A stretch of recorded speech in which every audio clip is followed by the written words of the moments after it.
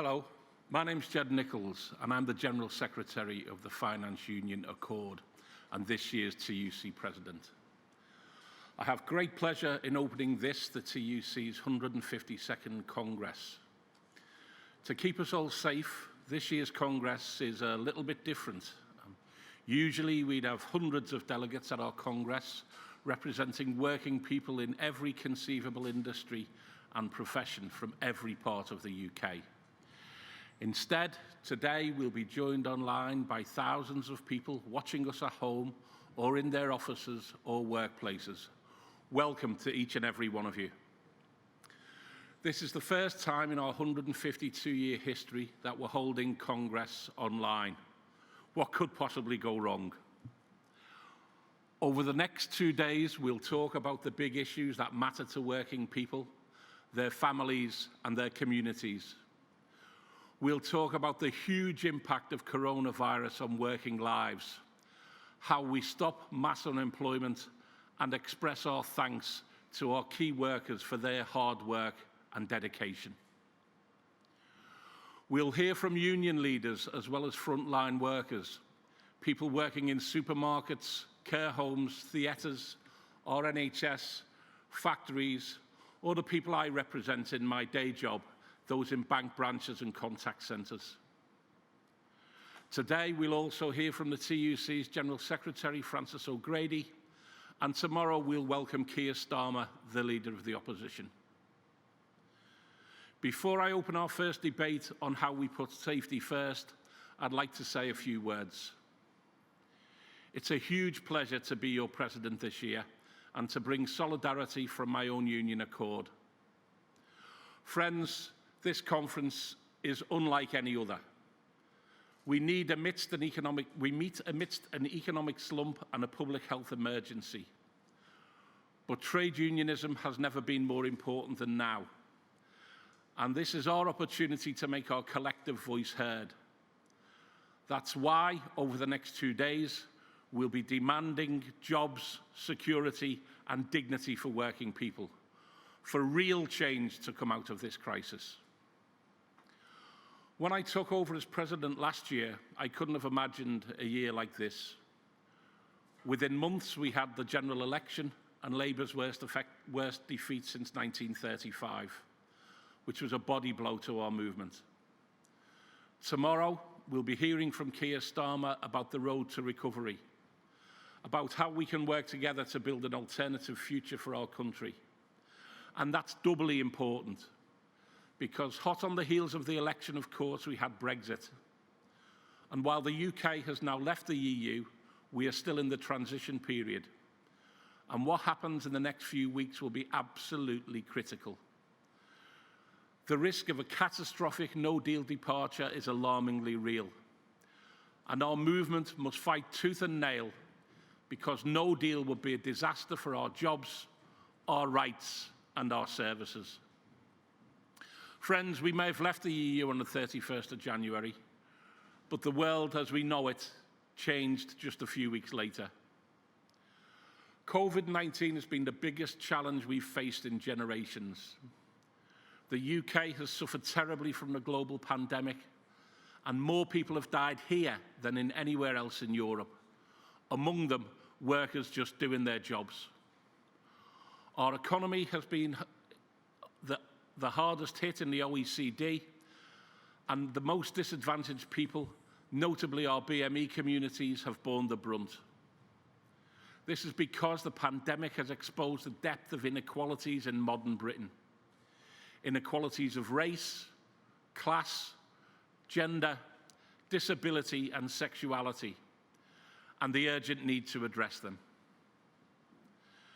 But amidst the despair of COVID, there is hope too, because it's not the great and the good that have kept the country going, not the hedge fund bosses and the captains of industry, but the labour of working people, people we're incredibly proud to represent in our NHS and public services, in transport, distribution and energy, and on our high streets, workers in supermarkets and shops keeping people fed, and my own members in banks and call centres helping workers to manage their finances. The crisis has shown that those doing the most important work are often those paid the least. And later this morning, we'll be calling for key workers to get the pay rise that they deserve. And Congress, that should be just the start. Because when this is over, there can be no going back to business as usual. Low pay, stagnant living standards, austerity, these must be consigned to the economic history books. Brexit, automation, and climate change demand that we get our act together, invest for the future, and build a new economy that meets the needs of working people, providing good jobs and wages, great public services, and world-class infrastructure. An economy with strong trade unions winning for workers, spreading prosperity to all classes, communities, and regions.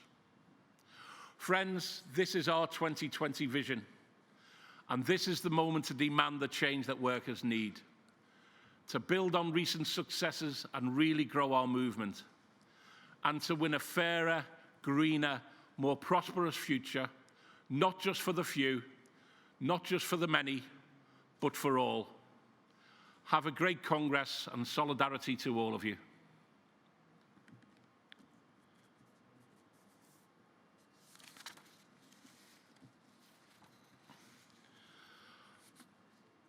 Congress, I'd now like to open up our first discussion with the General Counsel's statement on working people on the front line of coronavirus. Beforehand, I'd like to remind everyone contributing to our discussions about the statement of conduct that was circulated to all speakers in advance. It goes without saying that we expect all attendees to behave in a courteous and respectful manner. In a moment, I'll ask Liz Snape of Unison to introduce the statement on behalf of the General Counsel. After that, I'll take contributions from other colleagues. Everyone speaking after Liz will have up to 3 minutes to make their contribution. We'll take a series of speakers in our discussions. All those who are speaking should have received a Zoom link in advance. If you're scheduled to speak and have not received this Zoom link, or you're watching on the Congress Live site, please contact Kevin Rowan in the GPC office as soon as possible, and we'll try to get you the correct link. We'll formally take the vote on this General Counsel statement and all of the others at our meeting of the Extended General Counsel this afternoon. If that's all clear, and I hope it is, I'd like to start our first debate on working people on the front line of coronavirus. Everyone should be safe at work. But as this pandemic kicked off, frontline workers were forced to risk their lives because they didn't have the proper PPE. It was grotesque. Social care workers using bin bags. Health workers reusing aprons and masks. Government failure to keep workers safe. Health and safety at work has been an afterthought throughout. Only union pressure made the government change its guidance and give the Health and Safety Executive more funding. But that hasn't stopped bad bosses playing fast and loose with workers' safety. In Leicester textile sweatshops, in meat and food processing plants. We need stronger rules and tougher enforcement. Prosecuting bosses who break the rules. Safe workplaces need strong unions. An end to insecure work. And decent sick pay for all. Today, we set out our plans to make every workplace safe.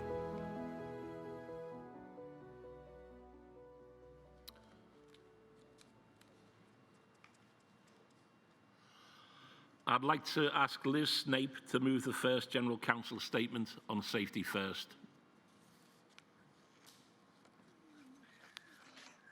Good morning, Ged, and good morning, Congress. Congress, like never before, The coronavirus has brought into sharp focus the vital role our unions play in keeping workers safe. And be in no doubt, it is our trade union expertise and our trade union action that served to save lives, not just those of our members, but of the wider public too. And it has been unions leading the way on PPE, on testing and on risk assessments. But the leadership of our movement has been sadly lacking by those in power. Far too often, the government has failed to take the action needed to keep us safe, with failed and hollow promises on PPE. It's failed to provide adequate funding for the HSE. It's failed to provide the adequate support to those who are sick or self-isolating. And it's failed to respond to the ongoing multiple crises on testing and on track and trace. The world pandemic has wreaked its havoc on our people. But this litany of government failure, of neglect, of negligence has exacerbated the crisis. And it's a crisis that has so tragically taken the lives of so many of our members. It's a crisis too that's exposed the inequalities that run deep in our society. Black workers, migrant workers, disabled workers, women have all borne the brunt of this crisis. But as Ged said, more than anything, it's exposed that deep division in our society, that class division, with the lowest paid, the poor, and the most vulnerable paying the highest price as always. And that inequality runs deep, with a miserly sum of statutory sick pay, many now left with the option of going to work sick or going hungry. And those sectors that we've campaigned against for years, social care, food processing, the garment industry, with appalling employment practices, all exposed, all hit hard, and all ravaged. It's been tough Congress, but we've never shied away when things got tough. We've never been afraid of speaking truth to power, of making a stand or putting up a fight. That is why trade unions were created, not for the good times, but for times like this, crises like this, to defend our workers and to protect each other. And we can do this because we're geared up and we're ready like always. And be proud of the work we do and we've done since March. With Kevin and Shelley at the TUC, inspiring work over the past few months. Our health and safety officers in every one of our unions, valued more than ever. But more than anything, now rightly centre stage, our army of health and safety reps, visible and vital in all our workplaces across our 4 nations. We thank every one of you for the crucial roles you play, more critical than ever and pivotal in moving forward. Congress, our demands have never been clearer. They're set out clearly in our statement. Our role has never been more vital. Congress, this is our time to continue doing what's right, to continue doing what is needed. This TUC saving livelihoods, this TUC saving lives, and this TUC putting your safety first. Thank you. Thank you so much, Liz, for opening the discussion, that powerful speech. And I'd now like to ask Gail Cartmel from Unite to speak next. Thank you very much, Ged, President, Gail Cartmel, Unite. Good morning, everybody. Without doubt, it's our workplace reps who are the backbone of the frontline defence against the spread of COVID-19, and they have, as Liz said, worked tirelessly and proven yet again that a unionised workplace is a safer workplace. So we demand government respects and recognises the role of trade unions, and that must start with a commitment to repeal the Trade Union Act, and not least to lift restrictions faced by unions to gain recognition and elect reps. Unionised workplaces see incidents of accidents and ill health cut between 25 and 50%. Those facts speak for themselves. And to fulfil their role, our reps must have adequate paid time off. We need to buck the trend of cutting back facility time. Health and safety cannot be left to grace and favour. Our reps should have the backup of the Health and Safety Executive and public health officials. So we call on government to fully restore funding to the Health and Safety Executive and to restore funding to local government. And colleagues, why not a new right to access non-union workplaces where the involvement of our army of safety reps would guarantee better health and safety? Faced with the pandemic, we've negotiated and have been an integral part of carrying out risk assessments. We've worked with governments on guidance and called out shortcomings. We say all risk assessments should be published on an official government website. And as Liz pointed out, we know that disproportionate numbers of frontline workers who have lost their lives are Black and of Asian heritage. We also know pregnant women and disabled workers are vulnerable to the pandemic. And that's why Unite and our movement has produced guidance on specific risk assessments that take these factors into account. As we learn more about the pandemic, evidence of long COVID suggests that 3/4 of patients admitted to hospital suffer ongoing symptoms. So employers must provide adequate sick pay provision to allow recovery.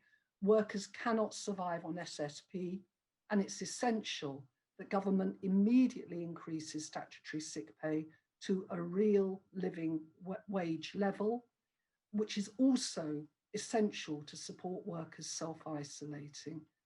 So as a movement, we salute our reps.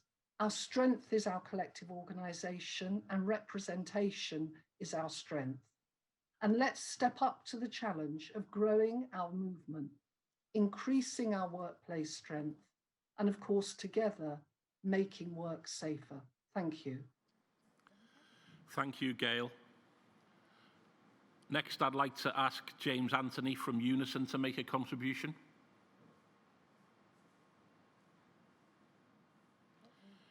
I think you're on mute, James. There we are. President Congress. First of the day, I'm sure you won't be the last.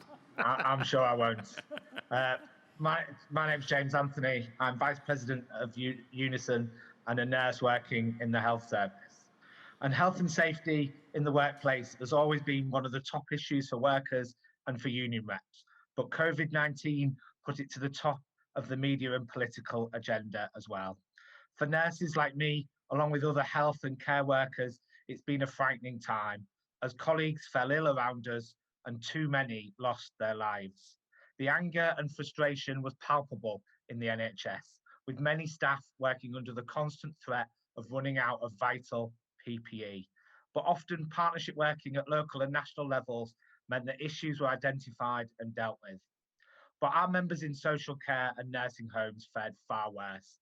Too often an afterthought for policymakers, and with a fragmented and privatised system broken long before COVID-19. For Unison, these members are a priority, and together we've achieved improvements in PPE guidelines to reflect what our members on the ground needed based on their experience. We achieved funding to pay social care staff who need to self-isolate, but are still having to fight across a number of employers to make sure this happens. It is vital for care staff, too often on or even below the minimum wage, to be able to afford to isolate to protect their service users. I worked as a care assistant, and I can tell you this is highly skilled work, not low skilled like this government call it, but it must be clear for all to see now that we need a national care service with national standards, including improved pay and conditions for staff. It was Unison and other unions that spoke up for our Black members as it became clear that they were being disproportionately affected. and union reps locally who are ensuring appropriate risk assessments are carried out and action is taken to protect Black staff. Unions organising doesn't only help protect our members, it helps protect our service users too. Research just published shows a 30% reduction in mortality in unionised nursing homes. Think about that. In that study, deaths went down by a third when staff working in the home were unionised. Trade unions literally saving lives. You would not think so, given the way the Westminster government paint unions in education as the enemy that somehow seems to hate children. If anything, it's the confusion and ineptitude of Johnson's government that led to students and parents being understandably worried. It's unions and our members in schools, colleges and universities working to ensure a safe return, but only when it is safe to do so. In tough times, many workers turn to unions. Members have been joining us in droves, but we've been working to ensure they stay with us and get active within the union. And this has meant boosting the number of vital health and safety reps to help us through the pandemic and beyond. And today we're launching our No Going Back to Normal campaign because you clapped us and we thank you. It was a real boost for us in those dark times, but now help us make sure we don't go back to being undervalued public service workers in unsafe workplaces in an unsafe society. Our support and solidarity for each other is the only thing that will get us through this pandemic. Let's build a new society based on those values. No going back to normal. Thank you. Thanks very much, James. I'd now like to ask Mary Bowstead from the National Education Union to speak. Thank you, President. When people fear for their health and safety, they look around and see who can offer some protection. And for the NEU, in the COVID crisis, members and new members have turned to their union. Our Only When It's Safe campaign to open schools and colleges safely generated a petition of 500,000 signatures. We trended on Twitter. NEU members wrote 70,000 letters to their MPs. In June, the NEU, with Unison, the GMB and Unite, created a digital health and safety checklist app, and we asked our members, who are not reps, to become checklist monitors, and hundreds did so, and are now reps, all but in name. Working with the other unions, we created a new checklist for this September's schools and college opening. We rang all our reps in the week before schools and colleges started to make sure they had filled the checklist in. The data we got from these calls and the digital app means that we are creating real-time information about the COVID readiness or unreadiness of our members' workplaces. We are using this information to put pressure on the government to keep our members safe. The NEU website has had 9.7 million views, the most viewed, the NEU advice on health and safety. And the NEU has not let COVID stop our communications with members. 100,000 members have joined our Zoom calls. On the 18th of May, we held a Zoom call with 20,000 members on it, which is a world record. We made all our calls accessible by investing in advanced subtitles and BSL interpreters. We've hosted regular Zoom calls with officers and reps, explaining to them what they should be doing at each stage of the pandemic and pointing them to NEU guidance and resources. And the NEU rep density has increased by 12%. 72% of the new reps are women, and we've doubled our percentage of Black and LGBT+ reps. 700 reps attended our new online health and safety course. 1,000 new reps attended our virtual 90-minute new reps briefing, which was focused on setting up JNCs, holding virtual meetings with members and communicating with them. And 2,000 reps have attended our regional online training.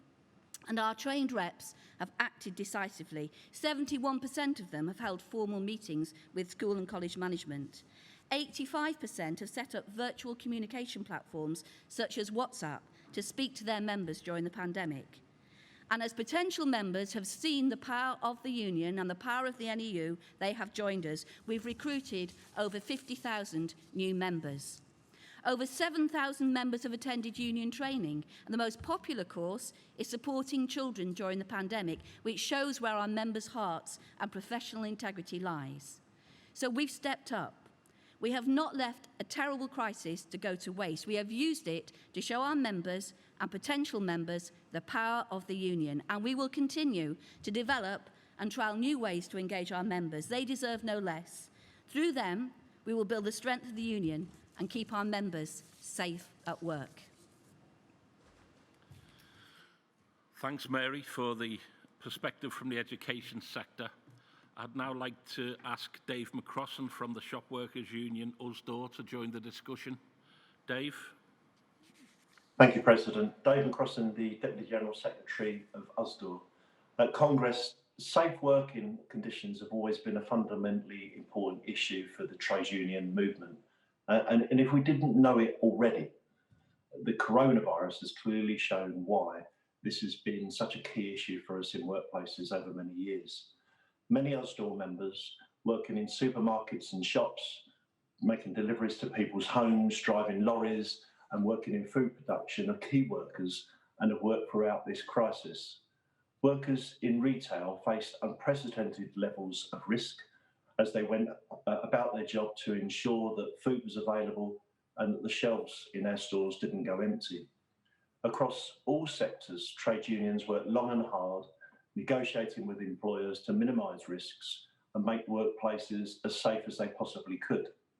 The trade union movement has been tested to the absolute limit by this virus and indeed by this sham of a government. And we all stepped up and we all met that challenge. The trade union movement has every reason to be proud of what we have achieved during this crisis. Risk assessments, social distancing, protective screens, face coverings, hand sanitisers, limiting numbers in store, full pay for those who couldn't work, and bonuses for those who were at the front line. These are just some of the measures that we fought for and won in our supermarkets, in our shops, and in distribution centres. Sadly, we've been shocked to see that COVID-safe measures, which were designed to protect staff and shoppers, have led to flashpoints, which has led to abuse from some customers. The vast majority of customers recognised and fully supported the efforts being made by staff in stores. But even at the height of this pandemic, a significant minority of customers were abusing and threatening shop workers. USDOR's research has shown that thousands of retail workers faced abuse. And of even greater concern, we found that verbal abuse of shop workers more than doubled during the crisis. And of those 5,000 retail workers who were surveyed, over 200 shockingly were actual victims of physical assault. Key workers on the front line encouraging people to follow basic safety measures deserve better. And that's why USDOR has launched a petition calling on the government to make it a specific offence to abuse, threaten or assault a shop worker. So far, over 60,000 people have signed that online petition. At 100,000 signatures, the government have to formally consider it for a debate in Parliament. So I urge everybody today to sign that petition. Ask your family to do the same, ask your work colleagues and your friends. During this crisis, shop workers were finally recognised as key workers, something that we knew all along. Now the time has come for all of our key workers to get the protections that they deserve. Please add your name to the online petition today. The link can be found on the USDOR website. Thank you and enjoy the rest of the conference. Thanks, Dave, for that contribution.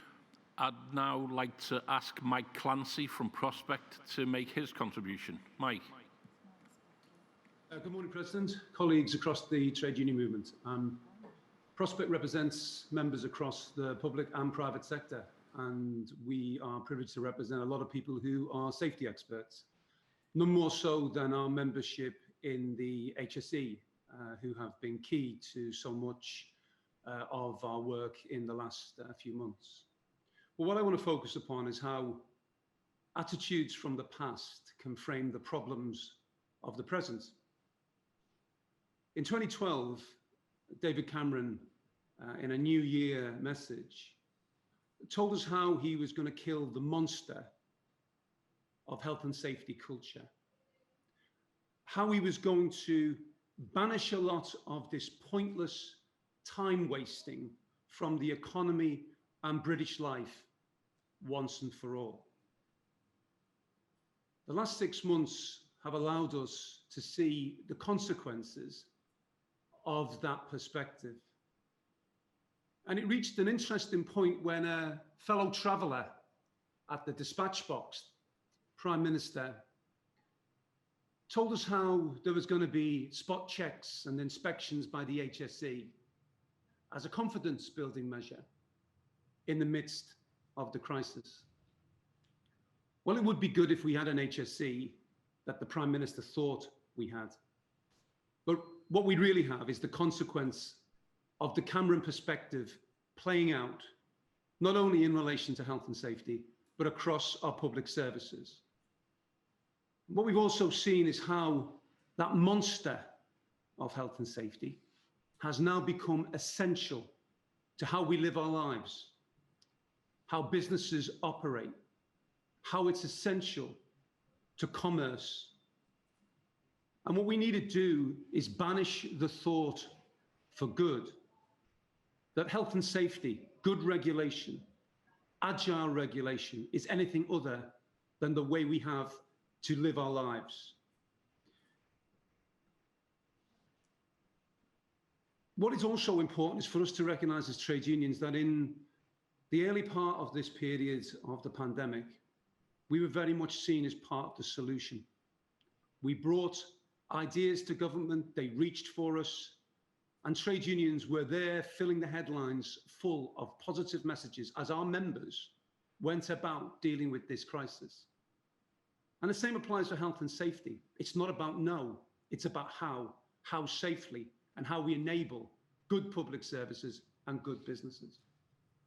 Now, we can see the consequences for the HSE in the attitude of previous governments over the last decade. The HSE funding has been cut by 50%. Prosecutions successfully pursued are down by about 48%. The spot inspections, the nature of proactivity that the Prime Minister thought existed, is a figment of imagination that is uninformed by facts. The HSE, its management, our members, have performed regulatory gymnastics just to have reach despite all of these cuts. And it's really important to reflect there are more MPs than there are frontline inspectors. HSE, like many public servants, have suffered from the cuts in relation to pay. Just recently, the 14 million that the government announced, which is a one-off contribution to the HSE, was being used to fund in a way to fill gaps that have been arising for some time and bringing back inspectors who previously had retired. And that's just one example of how the HSE has had to cope with what's been pressed upon it. Now, the public is on our side.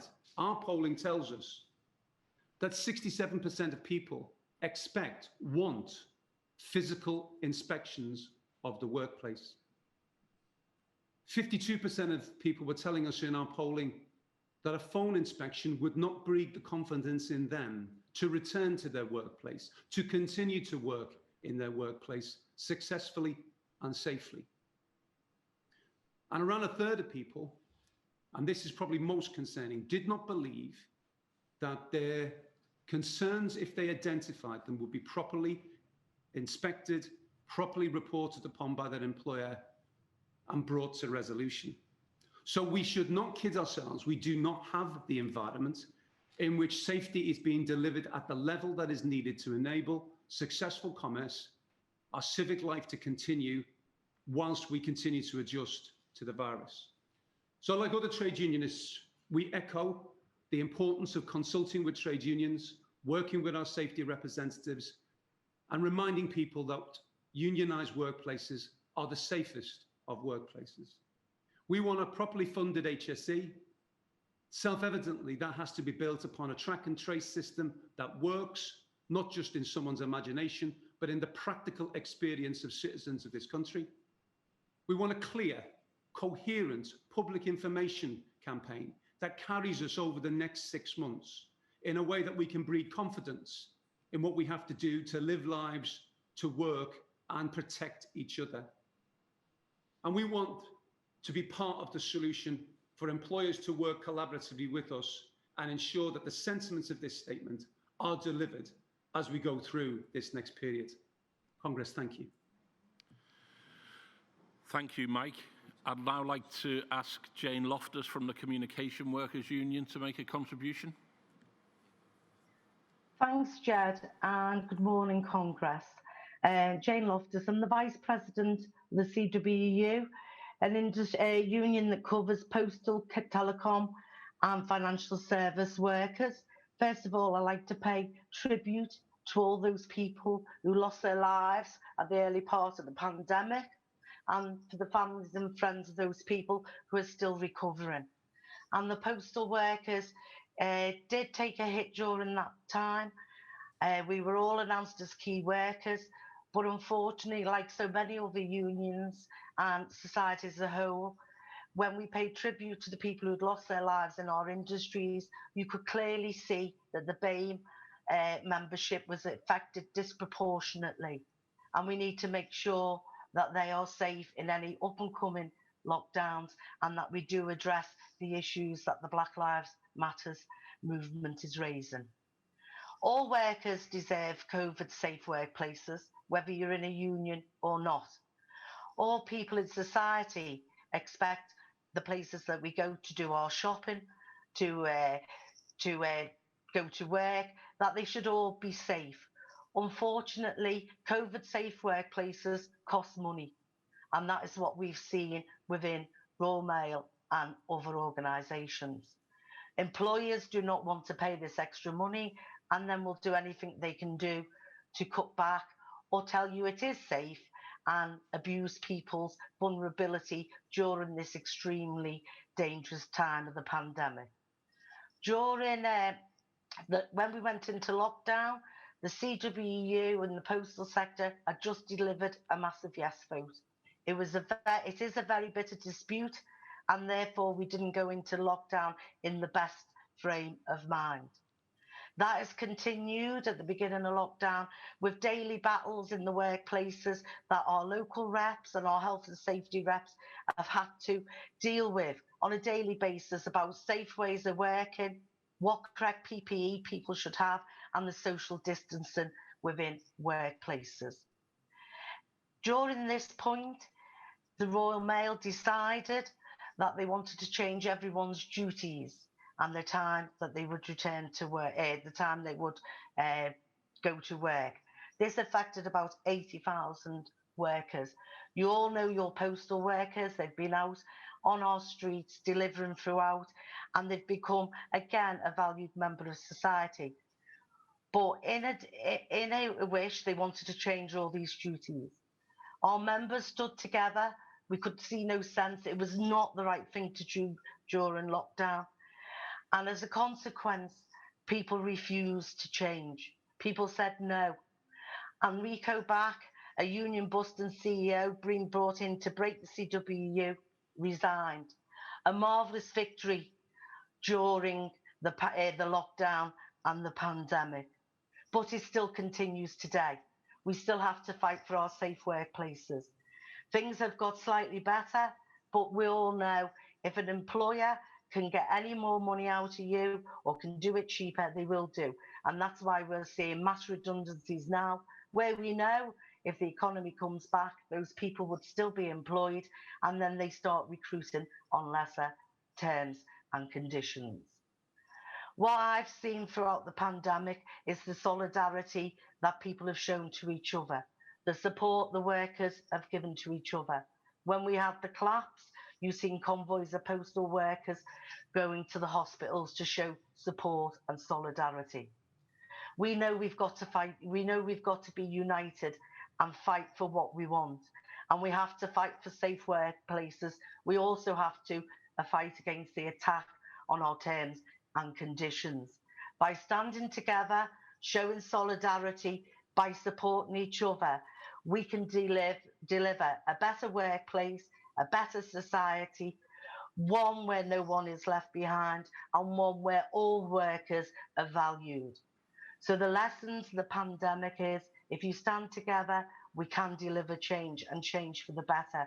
We need to do this going forward, because there's one victory from one sector of the workplace, i.e. I would say if the national health workers were given a decent pay rise, is a victory to all of us.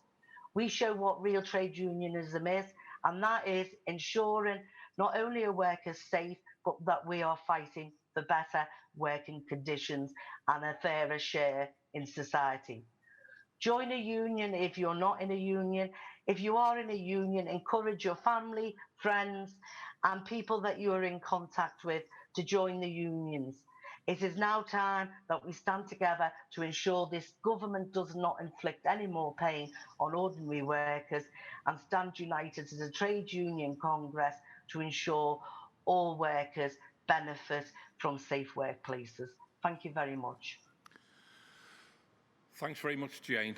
I know that those contributing from home don't have the traffic light systems in front of them. I still do, and I've been quite generous with the past couple of speakers who've gone over the allocated 3 minutes. Can I just ask for cooperation from other speakers, please, to keep your contributions to time if you possibly can.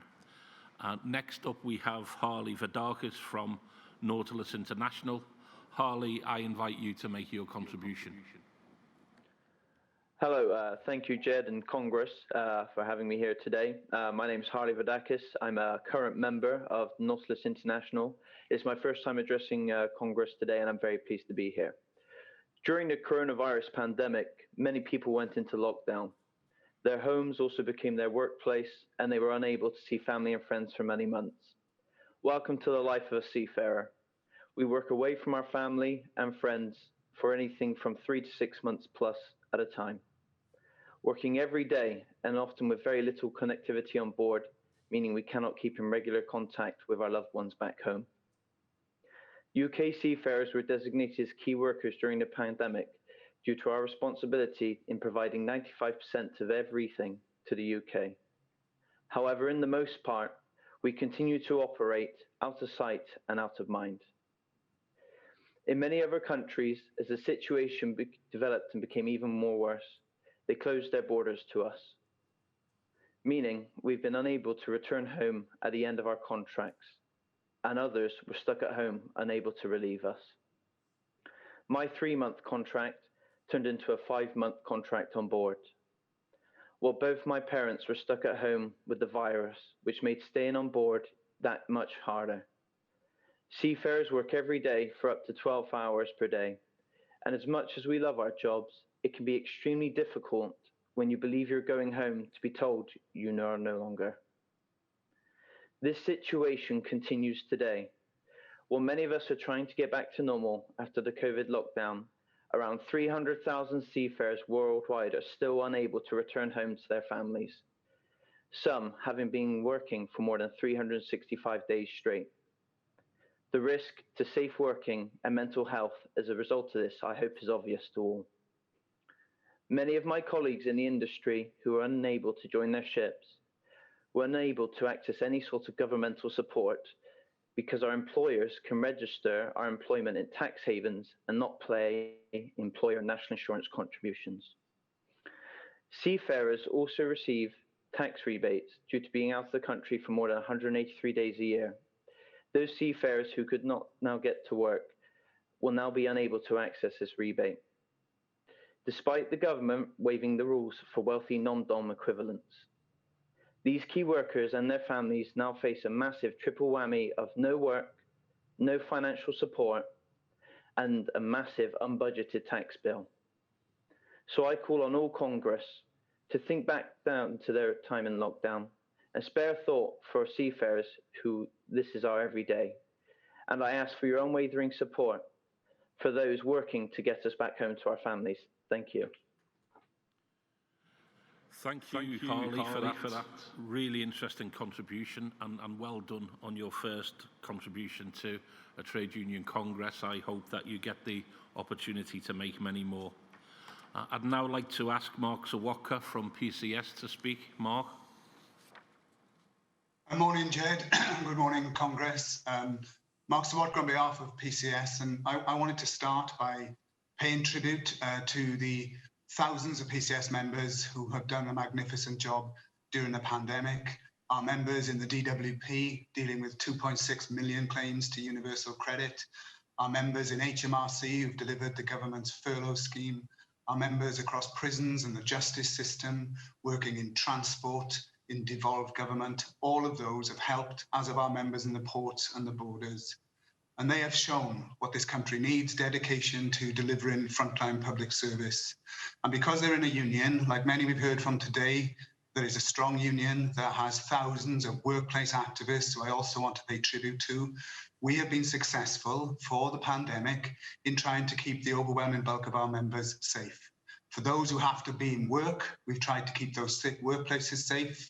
But for the majority, we've successfully got them working from home where they've been able to deliver frontline services. And what a contrast that approach is to this chaotic government. As this resolution sets out, I have no doubt in saying the actions of this government have contributed to thousands of deaths that could have been avoided, to hundreds of thousands of frontline public sector workers being put at risk because of the irresponsibility of the government, and they must be held to account. There must be a public inquiry, and we should never forget what the government has done in this pandemic. And they are about now to make that worse. In the civil service, the people we represent are being subjected to the most awful political decisions. The government, to cover up the fact that it's ending the furlough scheme, is now pretending to care for the economy and is trying to use its own low-paid workers as an example by forcing them back into the workplace. 80% of all civil servants are expected now to report to a workplace by the end of September. That is irresponsible, and at a time when the R rate is rising, when local lockdowns are having to be put in force, it is the actions of a disgraceful government. Contrast that to the Scottish Government that today has notified all Scottish civil servants that they will continue to work from home until 2021. So our union and our members are not prepared to stand for that. We will stand against anyone being forced back into a workplace when it is not safe to do so. This week, we will start talking to our thousands of reps. We are serving our members, and we are prepared to take action if that's what is needed to keep people safe. And my appeal to this movement is simply this: if we work together, we can keep people safe and we can hold this government to account. If we work together, there are, for example, 6 different campaigns run by unions around the appalling level of statutory sick pay. It would be more effective if we have a single joint campaign. Nobody should be forced back to work when they are ill because they cannot afford to live on the appalling levels of statutory sick pay. So our message is this: we thank all key workers, we thank all trade unionists who have performed magnificently during this crisis. We will hold this government to account, but in the here and now, we will work with others to keep every trade unionist safe, to ensure nobody's health and safety is put at risk by the actions of this disgraceful government. Thanks very much, Ged. Thank you, Mark. I'd like to ask Jill Taylor from the Chartered Society of Physiotherapists to speak next. President, Congress, Jill Taylor from the Chartered Society of Physiotherapy, supporting the General Council statement. As a frontline worker within the NHS, I have had first-hand experience of working throughout the pandemic. Myself and my team specialise in burns and hand trauma, a service which remained essential and pressurised during the effects of lockdown, dealing with industrial injuries and accidents at home and on our roads. My colleagues and I have all worked above and beyond our roles, making sacrifices, including isolating ourselves from close family members to keep them safe. As a local CSP union rep, I am proud of what I and fellow reps have done to protect members at work. I am proud of what my union, other health unions and the wider union movement has achieved in the most trying circumstances to stand up for the health and safety and jobs of millions of working families. Over the past few months, society has been badly battered and bruised, and many lives have been lost. We all know somebody who has been hurt or suffered in some way, and sadly, we cannot say the worst is over, far from it. With the numbers of cases going up, COVID-19 remains a real danger. The economy is already on its knees, and we are facing the end of furlough and possible further Brexit-related difficulties. Over the coming months, public services will inevitably be stretched to breaking point as we take the strain of a society where millions may be out of jobs. Millions of children and young people are at risk of becoming a lost generation. Women who've suffered rising, scandalous levels of domestic violence and mental illness, which is fast becoming a second pandemic, the Royal College of Physicians has warned us. Our NHS is short of tens of thousands of staff, and patients are facing rising waiting times. Huge demands will be placed on the service as suspended services are restored to meet the long-term rehab needs of COVID survivors. We must retain current staff and attract new staff. Fair and decent pay is central to this. That's why the CSP is calling on the TUC to join health unions in calling for a meaningful and immediate pay rise for NHS staff. More broadly, the pandemic has shown us how there must be no returning to the way things were before. The TUC has been long calling for a new deal for workers and their families. This is now needed urgently, with quality employment, quality public services, and health, safety, and well-being at the heart of it. Thank you. Thank you, Jill. Next, we have Matt Rack from the Firefighters Union. Matt, I invite you to speak.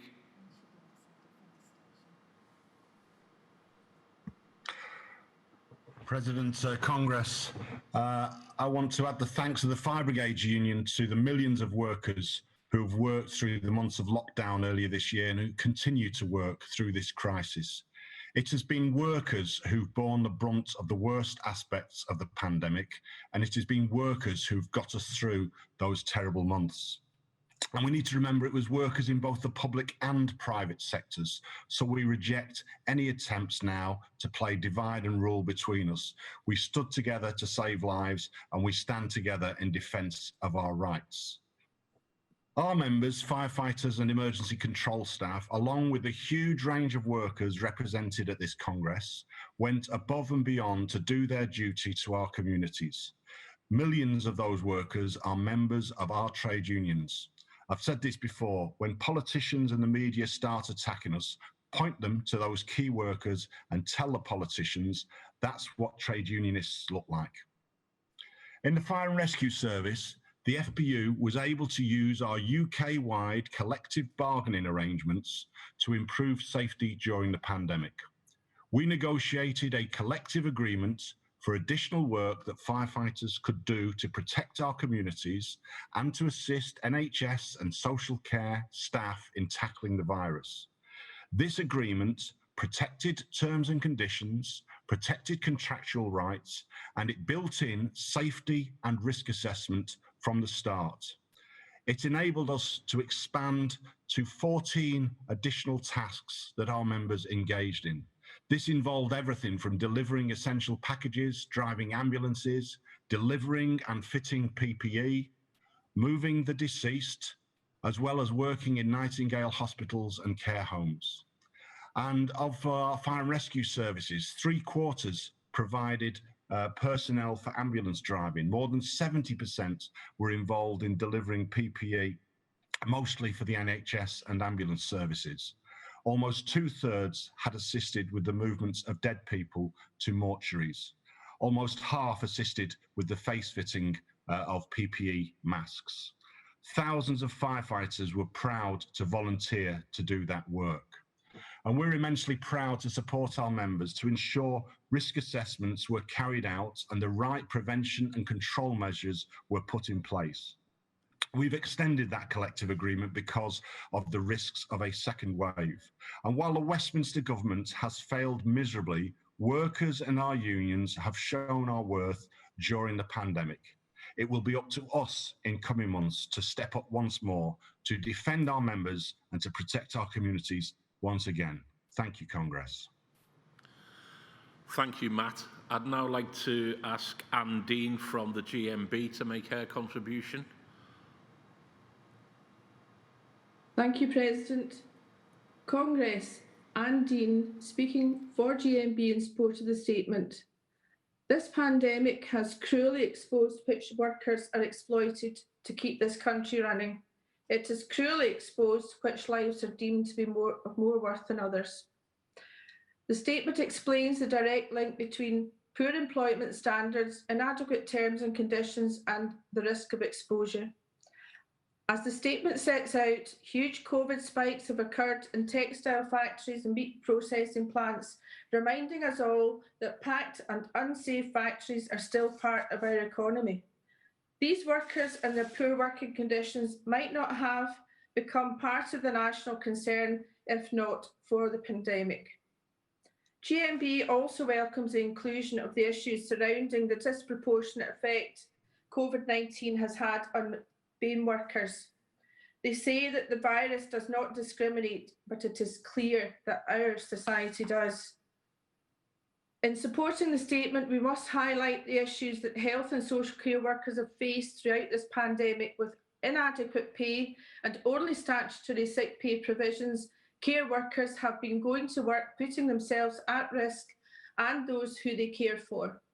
For too long, workers and service users have both been afforded the bare minimums by care providers and the state. In GMB's most recent survey of the care workforce, 81% of respondents said that they would be forced into work if they became ill on statutory sick pay. By relying on statutory sick pay alone, it is in its current form, most care workers lose £250 a week on average. A further 80% of respondents said that they would have to consider borrowing money from friends or family, or even going into debt in order to make ends meet. And in a pandemic, what about the responsibility they have to those who they care for and for their own families? What a terrible choice to have to make, to be penalised by statutory sick pay or do the right thing and take sick leave. This is why GMB is campaigning for full pay for care workers when they are sick. All of us here today will have clapped for our nurses, doctors, care workers, and for our care workers in the first few months of the most severe lockdown restrictions. We know the worth of these care workers, and many members of the public do too. The General Council's statement calls on the government to recognise the worth of all workers and to make their workplaces safe. We have a great responsibility as trade unionists to fight for these workers and for their rights.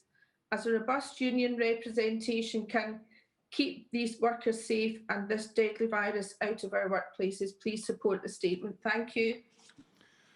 Thank you so much, Anne. I'd now like to ask Joe Grady from the University and College Union to speak. Joe. Hi, Ged. Before I start, I just wanted to pay tribute to the thousands of UCU members and hundreds of UCU staff who have worked tirelessly throughout this pandemic. Education never stopped, even if politicians keep referring to universities, colleges and schools as having been closed. UCU members have taught students throughout. They have serviced online resources.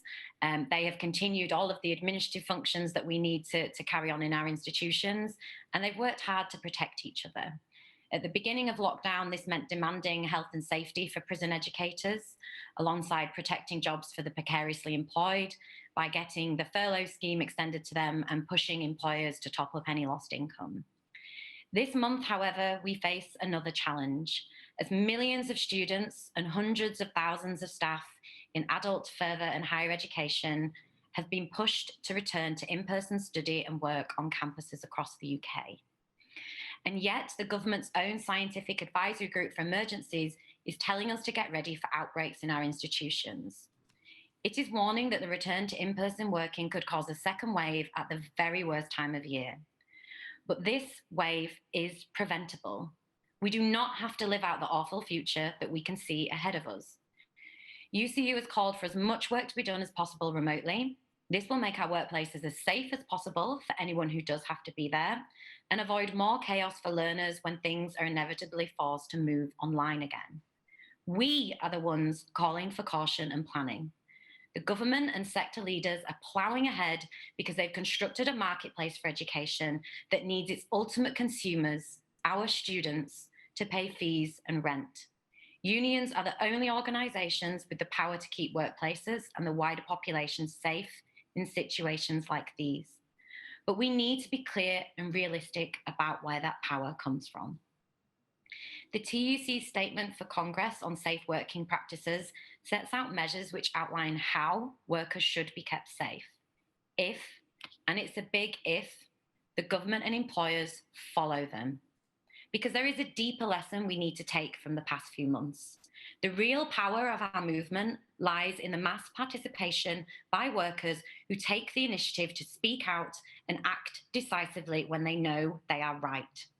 When UCU members stood by their students last month over the exams fiasco, we demonstrated what can happen when you campaign unapologetically about injustice.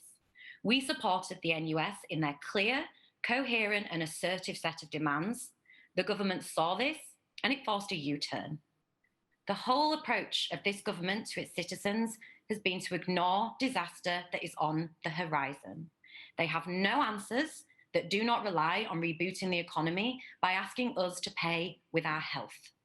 They point fingers at minority groups when the consequences of their instructions manifest themselves and people get sick.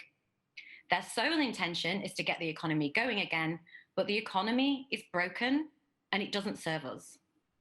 They may not have the answers, but we do. We have them on climate change. We have them on economic justice, on anti-racism, on every other challenge we face. And now is the time to talk to everybody you know, to organise with them, to join together, because it's the only way working people have ever defended themselves, protected their communities, or advanced their collective interests. Now, unions are the vehicle for this, and it's very important that everybody joins one. But ultimately, workers make unions, people who show up and say enough. And UCU members are doing this now all over the UK. They are doing it to protect themselves, their students, and the sector that they love. So please, to everybody watching this, support your local college, your university. We're also going to be needing you later this year to help us support prison workers in education. We need everyone to pull together to keep the whole of the UK safe. Where the government will not act, people and their trade unions must. Thank you. Thanks, Joe. Finally, in this section, I'm going to ask Sarah Woolley from the Bakers Union to speak. Welcome, Sarah. Thanks, Ged. Sarah Woolley, General Secretary of the Bakers Food and Allied Workers Union, representing thousands of workers in the food industry that have kept our nation fed through this pandemic. Congress, statutory sick pay is a very real issue for our members in the food industry and has been for a long time, especially for those in unrecognised workplaces, part-time workers on low contracted hours and for those on 0 hours contracts. Through the pandemic, even though our members have been classed as key workers, they often haven't been treated as such. We've seen examples of members working at Green Corps being forced to isolate due to breakouts of positive COVID cases in their workplaces, yet expected to survive on statutory sick pay at £95 and 85 pence a week, which barely covers the rent, never mind anything else. And we've seen full households have to have their wages slashed as each of them have had to isolate due to being in contact with a positive case or through one of them displaying symptoms.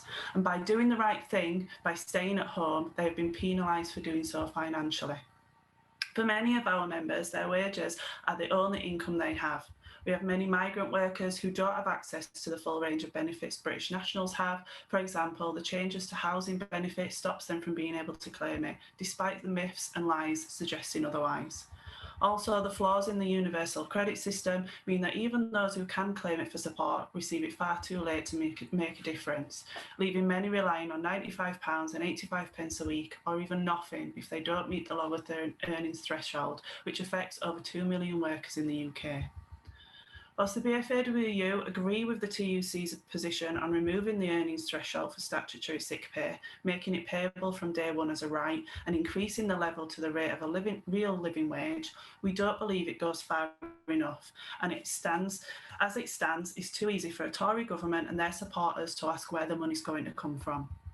Along with other unions and organisations, the Bakers have launched a new campaign around statutory sick pay.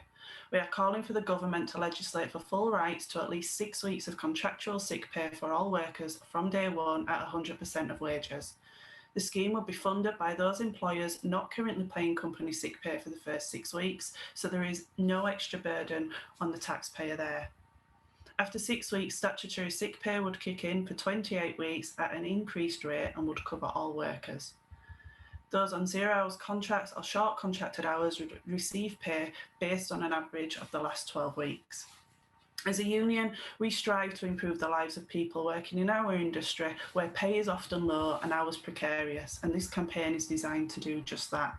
When people are ill with COVID or any illness, the last thing they need on top of that is the stress and worry about how they're going to eat, pay the bills, support their children, or simply just survive. This campaign provides the necessary changes to statutory sick pay that means people won't be plunged into poverty or be penalised financially just for being ill. Thank you. Thanks, Sarah, and thanks to all of the speakers in that really important debate. As I said earlier, we'll take a formal vote on the statement at the General Council meeting later today. Colleagues, I'd now like to ask the TUC's General Secretary, Frances O'Grady, to make her contribution to the Congress. Over the last 6 months, Frances has been at the forefront of the TUC's efforts to secure the health, lives and livelihoods of working people in the face of the COVID-19 pandemic. Normally at this stage of our Congress, Frances would be addressing a packed hall in a conference centre, and it's a bit of a change from the usual arrangements today. Frances, I'm sure everybody watching at home or at work will still be looking forward to what you've got to say. So, over to you.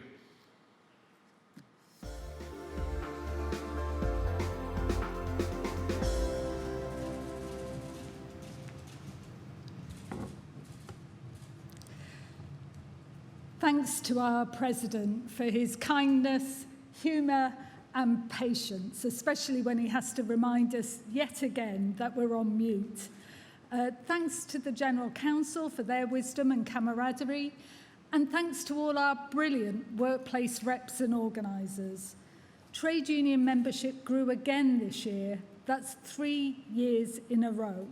More women and men standing together for a fair deal for working people. Sometimes this movement falls short of its ideals. There are battles that I thought my generation had won and wouldn't have to keep on fighting, including on sexual harassment. But let there be no doubt, this is a Me Too moment for our unions. Women demand dignity and justice, and our movement must pass the test. Because true trade unionism is about common purpose between all working people here in Britain and around the world, treating each other with respect, looking after each other, winning better working lives. And if there is one lesson that we've learned from this terrible pandemic, it's that there is such a thing as society. We've shopped for our neighbours, kept each other safe, saved jobs and livelihoods. It takes a whole community to beat a pandemic. It can't just be done from Westminster corridors or company boardrooms. We all have to play our part.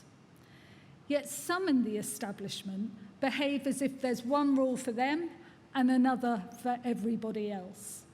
And too often, ministers struggle to imagine lives that are unlike their own. Like when the Prime Minister ordered a return to work without a proper plan for public transport and precious little thought about working mums and dads and childcare. Instead, a useless app, a mutant algorithm, and a half-baked test and trace system. Less moonshot, more a case of moonshine. This crisis couldn't make it plainer how much we need diversity in decision-making, practical life experience, competence, challenge. And that's why I argue for trade unions to have a seat at the table. Unions have always stepped up in national emergencies, and we always will. We first called for a National Recovery Council in March to plan for the good green jobs we need, with unions and business on equal terms. Maybe if government had listened then, we'd be in a better place now. It's no coincidence that the scheme that paid the wages of over 9 million workers was the one that unions had pushed for, the job retention scheme. Not perfect, but millions of livelihoods were saved, employees and the self-employed.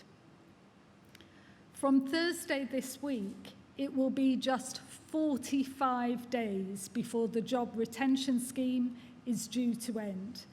That's the 45-day notice period that companies have to give if they intend to make mass redundancies.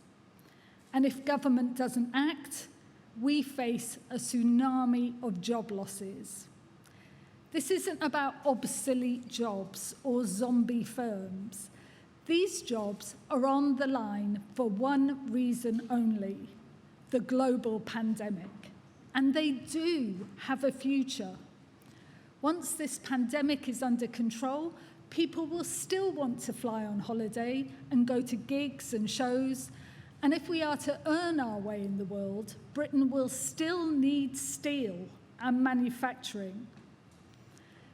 The pandemic isn't scheduled to end in October, so neither should state support for jobs. So much better to keep people working, paying their taxes, spending their wages, helping to rebuild the economy. Perhaps this government needs reminding about what mass unemployment does to a country.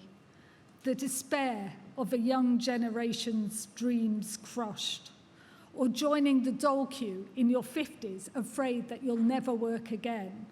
And what happens to local pride and identity when overnight a town's biggest employer goes bust? Now, I lived through mass unemployment in the 80s. In fact, I was a fan of the Coventry band, The Specials. So yes, let's talk about ghost towns. And let me tell you, flexible working won't destroy our town centres, but you can bet your life that widespread poverty will. Some say the numbers out of work could rise to 2.5, 3, or even 4 million. The price of unemployment is always too high, and it's always paid by ordinary working families.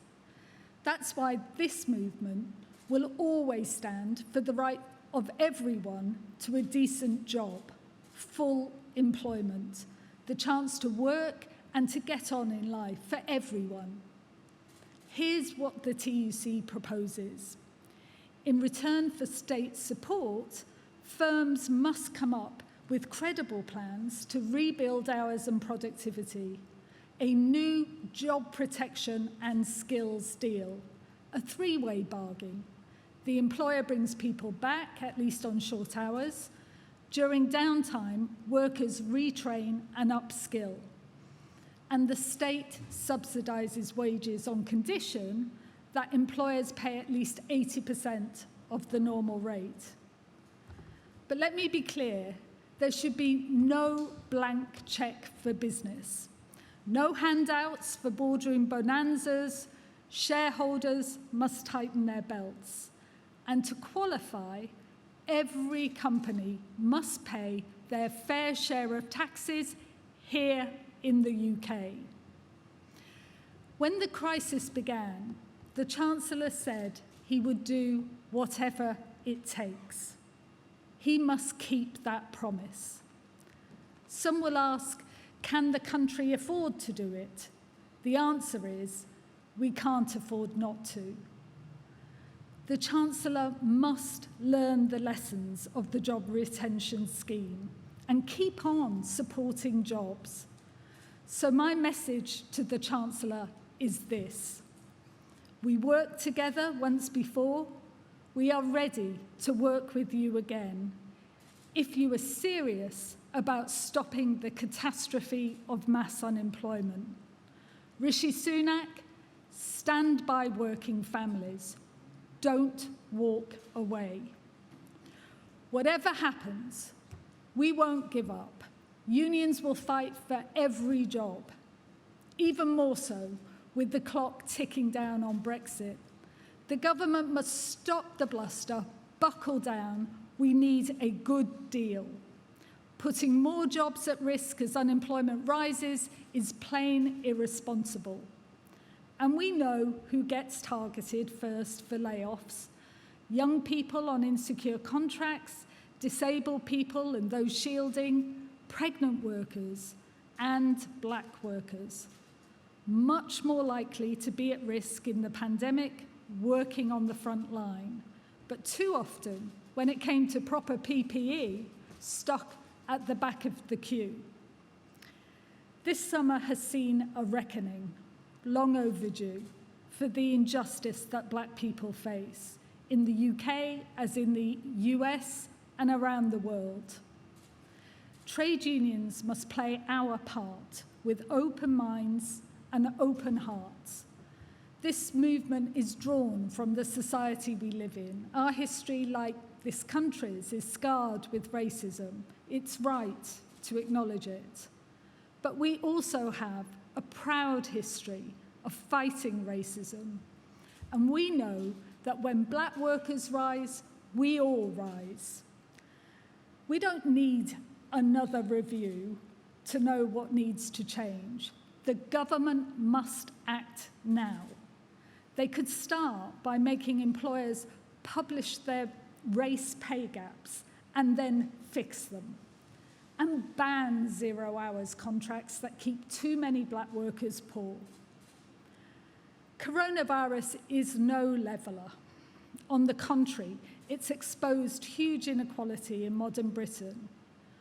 The new working class, heading out to hard work for low wages. If you get ill, statutory sick pay, just £96 a week. Matt Hancock even admitted he couldn't live on that. So how can he expect workers to stay home and self-isolate if it means they can't afford to feed their family? And too many workplaces still aren't safe. When we asked low-paid workers what the boss had done to reduce risk, 1 in 4 said nothing, 0. That tells us a lot about the pursuit of profit over safety.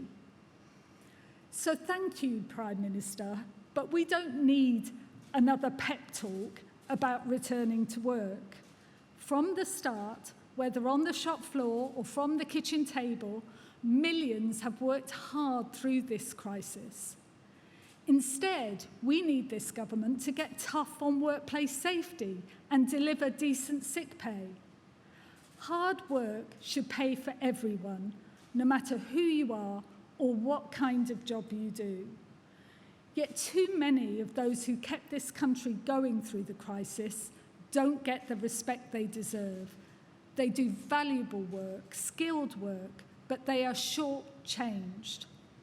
So I have a message for this government and the Red Wall Tories about the minimum wage. That's the wage of 2 million key workers. It must rise as planned. Don't punch down on the working poor. Key workers have shown courage, dedication. That's real civic duty.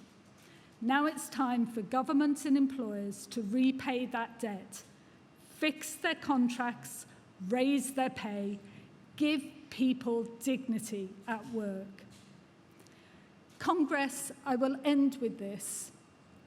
On behalf of our trade union movement, I say to all key workers, staff in shops, energy, utilities, firefighters and prison staff, bus drivers and railway workers, delivery drivers and posties, refuse collectors and civil servants, teachers and support staff, our wonderful members in the NHS and social care. Thank you for your sacrifice and for your service. This country must make a promise to you and to all working people. There must be no return to business as usual. We demand a new deal for working people, and we will not rest until we win. Thank you, Congress.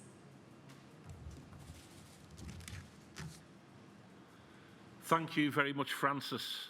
It's strange not to hear the hall echoing with applause at the end of one of your speeches. But thank you for your leadership as well during this incredibly challenging period. Colleagues, I would now like to move to a special feature, and it's all about key workers. Postal workers, teachers and support staff, and all of the others that Francis just mentioned. The nurses, police and justice workers, civil servants, for all our social care workers, NHS staff, and my own members in the finance sector, and thousands of others. It was their hard work and dedication that got us through the crisis.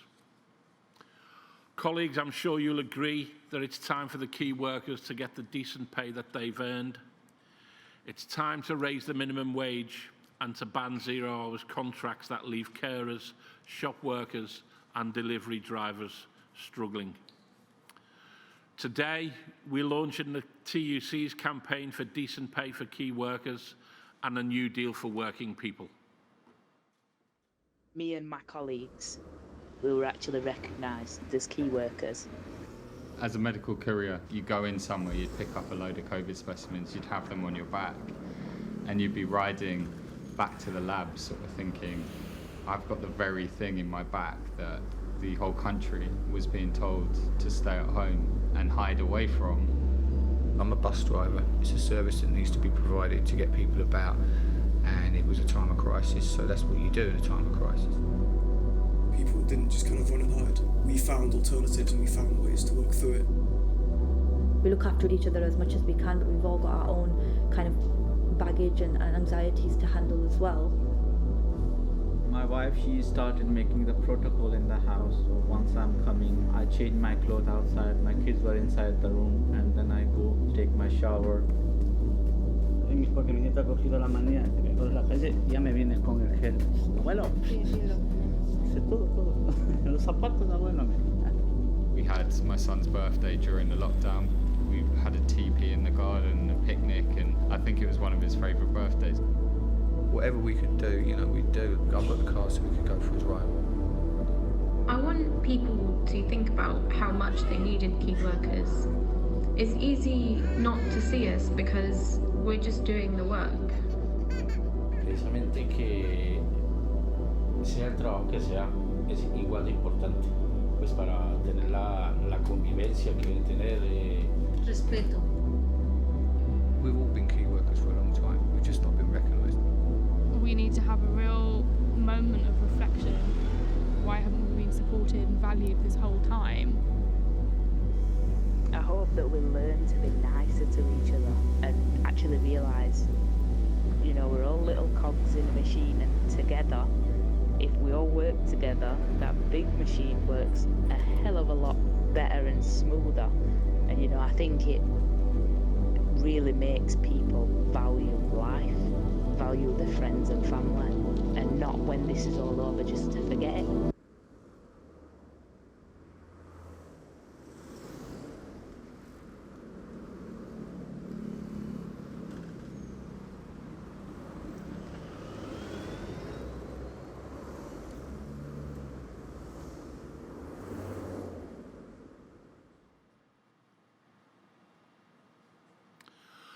I'd now like to invite some of our key workers to share their stories. Could I ask Sandra Persord from the National Education Union to talk about her experiences? Sandra. Thank you. Good morning. My name is Sandra, and I've been a primary school teacher for over 20 years. This is my first time speaking at Congress. My learning curve during the pandemic was steep to ensure that all children had access to home learning. I learned how to use online platforms and made videos. I adapted lesson plans so that parents knew how to teach them, and I made regular calls home, which were sometimes upsetting. I often worked until the early hours just so that I could teach my own grandchildren during the day. And as a union rep, I had many phone calls and discussions and meetings with concerned staff. As we went back to the classrooms, we were told we didn't need PPE as schools are apparently safe with social distancing, which is practically impossible with younger children. Regular hand washing eats into our teaching time. Social distancing makes it difficult to teach children in small groups, and we had to teach all subjects as usual, plus extra catch-up sessions in literacy and maths. We also have to be ready to teach online as soon as our bubbles have to isolate. So how on earth do we ensure that all children catch up under these circumstances? Teachers have always worked under pressure. We have always gone above and beyond to do the best for our pupils. We have a huge workload, and yet, as this pandemic has shown, we will adapt readily to any new situations quickly. Parents appreciate us more than ever before, and they have a newfound respect for the work that we do. A pay rise is not only deserved, it would be a great motivator to continue our good work. It would also show respect for all that we do, even at great risk to our own health, because we genuinely do care. Thank you for listening. Thank you, Sandra, and well done on your first contribution to Congress. We'll now hear from Taj Salam from Unite. Good morning, Chair, Congress. My name is Taj Salam. I'm a bus worker and a trade union lay official at local level for Unite the Union. During the COVID crisis, PPE was slow to arrive and the cleaning regime wasn't great, but trade union intervention helped to speed things up. Current issues are around money handling, face covering, and social distancing. Our collective bargaining agreements have been suspended, so some of us are at work around 15 hours a day, which will impact on our health too. We are afraid that this situation could go on for months to come. We have been classified as key workers along many others, and we have shown commitment to keep the towns and cities moving.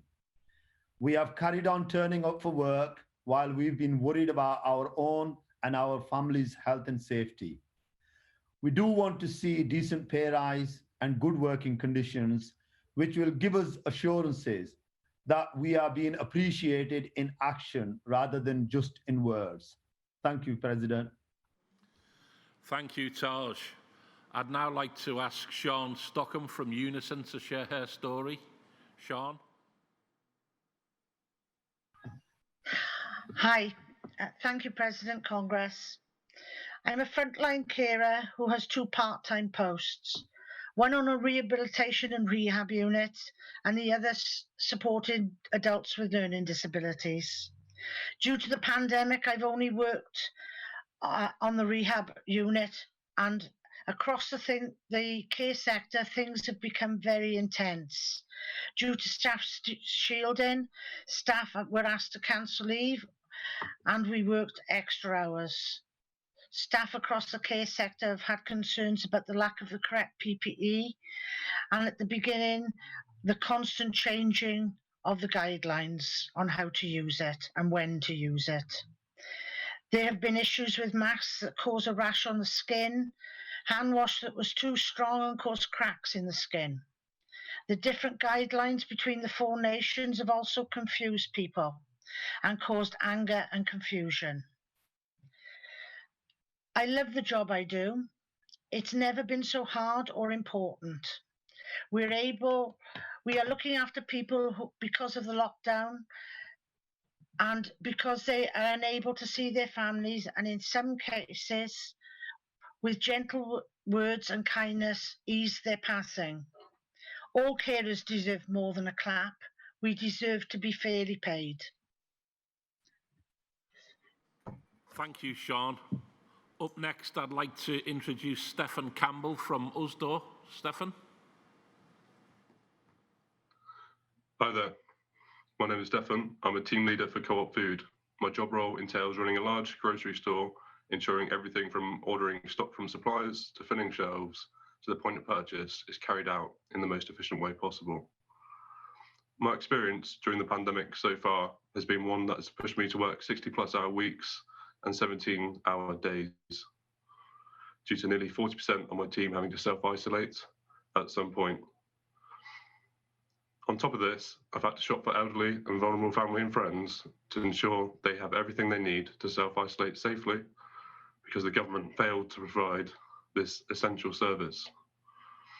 One further addition to my job, because of the pandemic, was restricting sales of products that there was a national shortage of, such as hand sanitizer and cleaning chemicals. This was in an effort to limit a person's wealth being a deciding factor in their access to these essential goods. This was not government policy. Instead, it was a moral decision to put people before profit. A side effect of this was me suffering verbal abuse, being spat at and physically assaulted for enforcing a policy that benefited everyone. A meaningful pay rise to key workers would be a step towards a fairer society and the recognition that no one profession is more important than the key worker, and as such why key workers need an equitable pay rise as they are the backbone of any society. Thank you. Thank you very much, Stefan. I'd now like to ask Erin Whelan from GMB to share her story. Thank you, President. Hello, my name is Erin Whelan and I work as an EMT for Yorkshire Ambulance Service. How to capture the role that I have played throughout COVID-19 and its monetary value is impossible, but I will try. The things that I have seen and experienced have been physically and emotionally exhausting. Throughout COVID-19, I did my job above and beyond, and I asked those that I love to wait and trust that it was the right thing for me to do, especially at the beginning when COVID and its effects were so unknown. I asked my family to be patient, hold on, come second and show kindness. I asked my daughter to cope alone at a time when, as a 2020 school leaver, her world had come crashing down. And I asked my husband to forgive my absence, and I left him to worry alone, and I did it without a second thought. But it came at a cost. We have lost more than we have gained, and we lost time and moments with our families and children. We lost colleagues and fellow clinicians all over the country. It came at a huge cost. All work has its worth, and all workers need to know and feel their value. The fact that we go above and beyond should be reflected in our pay. The fact that we give more than is expected should be reflected in our pay, and the fact that we place ourselves and our families secondary to our job should be reflected in our pay. I am asking the government to recognise the sacrifice that was made and pay the worker their worth, so that when it's time to recover ourselves, it is without financial strain. Thank you. Thank you, Erin. And finally in this section, I'll ask Anis Bukhalfa from RMT to speak. Over to you, Anis.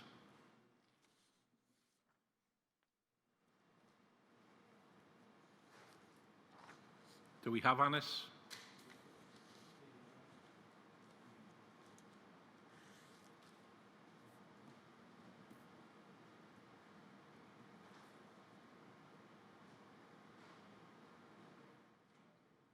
Thanks, President. Thanks, Congress. Happy and proud to be part of 2020 Congress. My name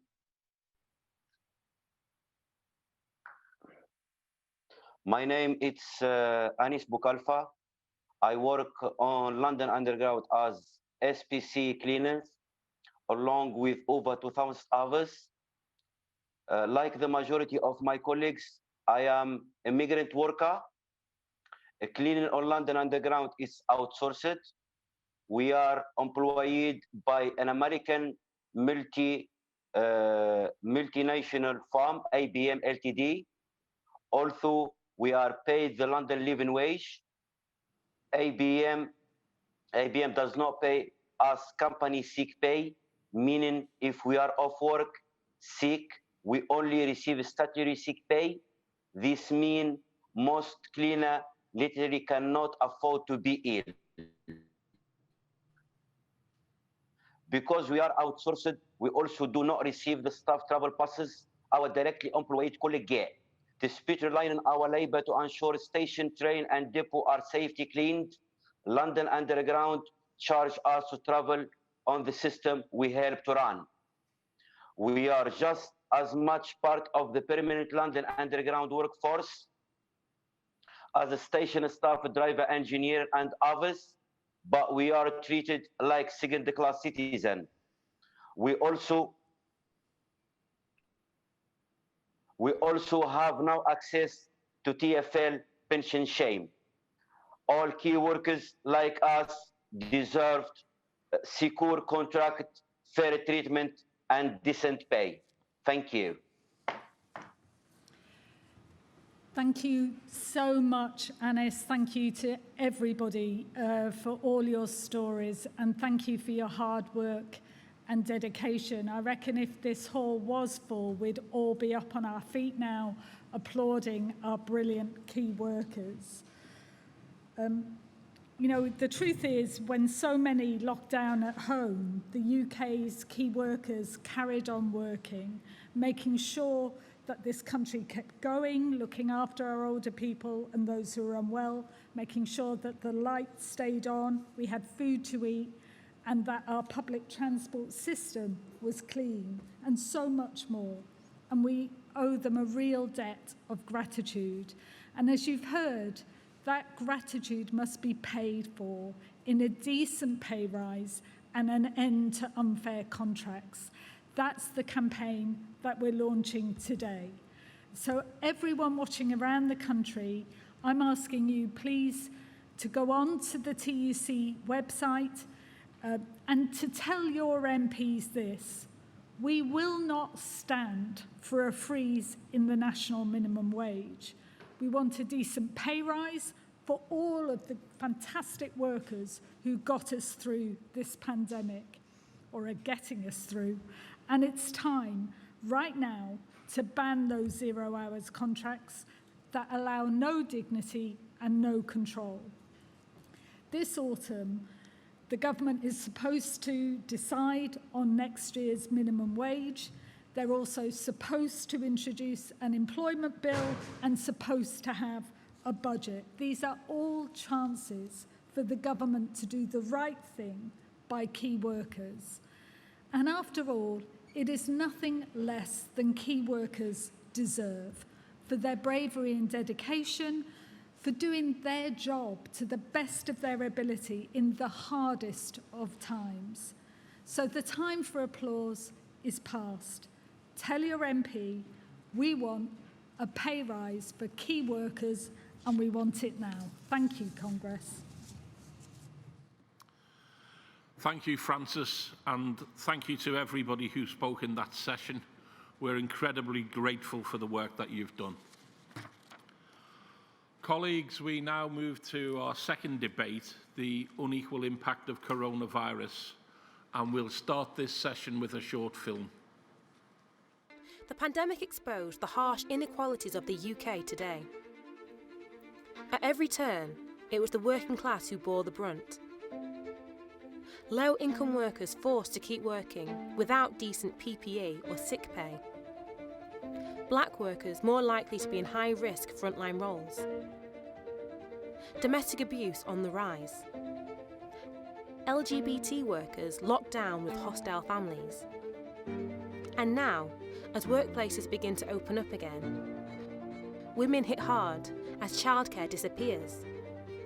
Disabled and shielding workers asked to return before it's safe. As unemployment rises and too many are in fear for their jobs. Unions will keep fighting and keep winning for workers. We demand action to stop our unequal society leaving some further and further behind. A right to flexible working from day one. A furlough scheme for disabled workers and parents. Fair pay and decent conditions for black workers. And, above all, working class voices listened to in the corridors of power. That's the job of trade unions. Today, we set out our plans for a recovery that works for everyone.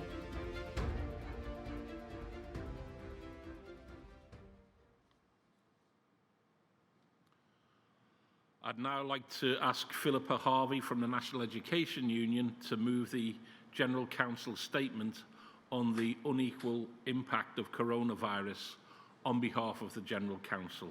Philippa. Thank you, President. COVID-19 has had an unequal impact across our society, and we as a movement must address this with urgency to ensure that we do not go backwards and lose what we have gained through our trade unionism of the past. We should be proud of the brilliant work trade unions have done during the crisis to defend all our members, because we recognise that our strength comes from the fact that we are a diverse working class movement built on shared values of fairness, solidarity and equality. But there is no doubt that this pandemic has exposed and amplified deep structural inequalities at the heart of our society. We have all witnessed the fact that it is the working class, women, Black workers, disabled and LGBT+ workers that have been hit hardest by COVID-19. Low paid work people are more likely to have been required or needed to go to work, more likely to have been furloughed and less likely to have received a good level of sick pay. That has not only put them at higher risk of contracting the virus, but also increased their chances of falling into debt and poverty, even if they don't get ill. This crisis has exposed and exacerbated glaring inequalities in the UK labour market. Black workers have been some of the UK's highest corona death rates. Black workers are literally dying on the job. Systemic inequalities mean Black workers are overrepresented in lower paid, insecure jobs, where the risk of contracting coronavirus is far higher. Black agency workers and those without permanent contracts, many of whom are migrant workers and Black women, have been exploited through threats to cancel work or reduce hours, both to silence them or force them to work in higher risk situations. The government's coronavirus response has not only failed to adequately address these structural inequalities, in fact, this systemic racism in many cases has made them worse. The impact of COVID-19 on women has been deep and devastating. Women have faced disproportionate responsibility of unpaid care during the crisis, looking after children and elderly parents or relatives. When measures were taken to contain the spread of the virus, such as the necessary closure of schools and nursery settings and of social care services, it was women who were left to fill the unpaid care gap. A survey by the campaign group, Pregnant Then Screwed, revealed that within 4 months, 67% of key workers were forced to reduce their hours because of a lack of access to childcare. 45% did not have the childcare they needed in place for the summer. And over 30% of those surveyed, pregnant workers surveyed, had been suspended on incorrect terms, such as being told to take sick leave or to start their maternity leave early. And a survey done by the TUC revealed how working mothers had been stretched to their limits, working early in the morning and late into the evening to balance their work and childcare. The government's furlough scheme, which was widened to allow companies to furlough workers for childcare reasons, will end in October. And so we have yet to see the full impact of this crisis, a crisis that is set to reverse the decades of progress in women's equality in the workplace with a widening of the gender pay and pensions gap. We were all pressed to stay at home. Some women have faced the terrifying increased risks in the home itself. We have seen an alarming rise in domestic abuse, 150% increase in visits to the National Domestic Abuse Helpline, and at least 16 women have been tragically killed, murdered in domestic abuse-related incidents since lockdown began. Trade unions have provided vital support to members experiencing this abuse, but it is time employers stepped up and met their duties towards supporting workers experiencing this abuse. We have seen unions step up to support the women's sector, and this support for safe spaces for women must continue. We need day one rights to paid leave for survivors of domestic abuse and to flexible work, as well as robust policies and training in all workplaces to help prevent and tackle this sexual and domestic abuse. We will hold all employers to account. We will hold this government to account. Promoting equality must be at the core of this government's recovery strategy. COVID-19 is far from the great leveller the Tories would have us believe. The virus doesn't discriminate, but this government's response to it certainly has. We will not allow our agenda to be derailed or deprioritised. We will not allow our hard-won rights to be rolled back. We must organise and demand that they deliver prosperity, dignity and security to every class, community and cohort. President, I'm glad to move this motion on behalf of the General Council. Thank you. Thank you very much, Philippa. I'd now like to ask Maria Exall from the Communication Workers Union to make a contribution. Maria. Thank you, Ged. To defend all of our members' jobs and livelihoods, we must stand together and show solidarity. This Tory government won power by dividing and ruling.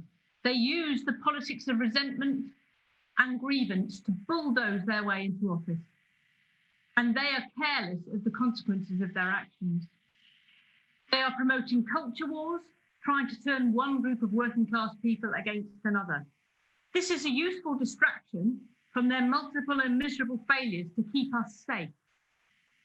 It's a deliberate distraction from their accelerated programme of outsourcing and privatisation, which gives more profits to their cronies and donors. Congress, let's not fall for it. We need to stand together and fight this threat. We have heard from Philippa about the effects of COVID on women and the real danger to women's equality. I am a proud feminist and a proud trans ally. I say, let's stick together. Let's not fall for the divisiveness of the ruling class and their alt-right friends. Sexism and other prejudices in our society are being made worse by the COVID-19 crisis. The intersection between persistent racism and class has been highlighted by the crucial and important Black Lives Matter movement.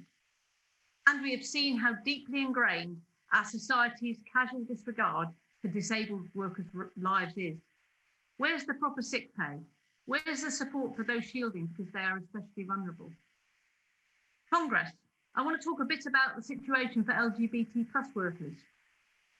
At a time of lockdown, many LGBT+ working people have found themselves isolated from their support networks with grave effects on their mental health. These networks are vital, especially for many young LGBT+ people, because often home and neighbourhood are not safe places for us. LGBT+ key workers providing essential services have faced increasing levels of homophobic, biphobic and transphobic hostility. At a time of redundancy, this can play out by more LGBT+ workers losing their jobs, which is why we need statutory rights for union equality reps. Many LGBT+ workers have deliberately chosen to work in sectors where it's easier to be out and respected. Yet many of these sectors are the very ones which are disappearing, not just arts and culture, travel and tourism, but also in specific areas within aviation and hospitality. We need targeting extensions of the furlough scheme. As Francis has said, we are facing a tsunami of unemployment and the wholesale destruction of our social fabric. It is time to act now for LGBT workers' rights, for our rights, and for working class unity to win the battle ahead. Let's build our movement's strength on the real diversity of our membership. Please support the GC statement. Thank you. Thank you, Maria. I'd now like to ask Patrick Roach from the NASUWT to join the discussion. Patrick. Thank you, President Congress. Patrick Roach, NASWT, the Teachers Union, speaking in support of the General Council statement on the unequal impact of coronavirus.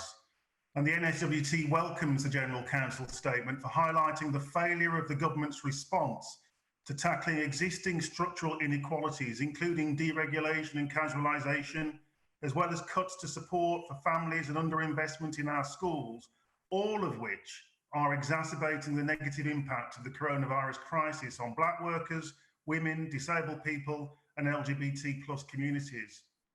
And in May, the Prime Minister gave assurances to the British people that the government was going to insist that businesses across the country look after their workers and are COVID secure and COVID compliant. Yet we know that Black workers are still 3 to 4 times more likely to be impacted by the coronavirus.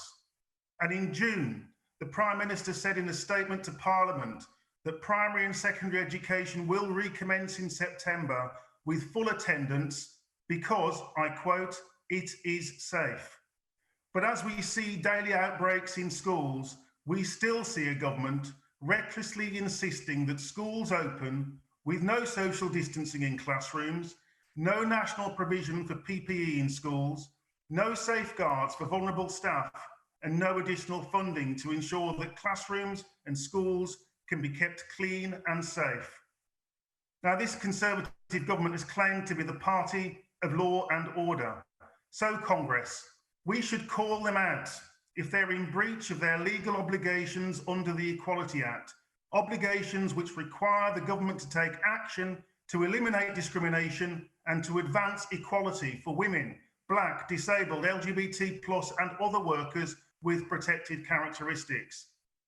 So far, the government has refused to publish the equality impact assessments underpinning their decisions in relation to schools, arguing outrageously that it's not in the public interest to do so.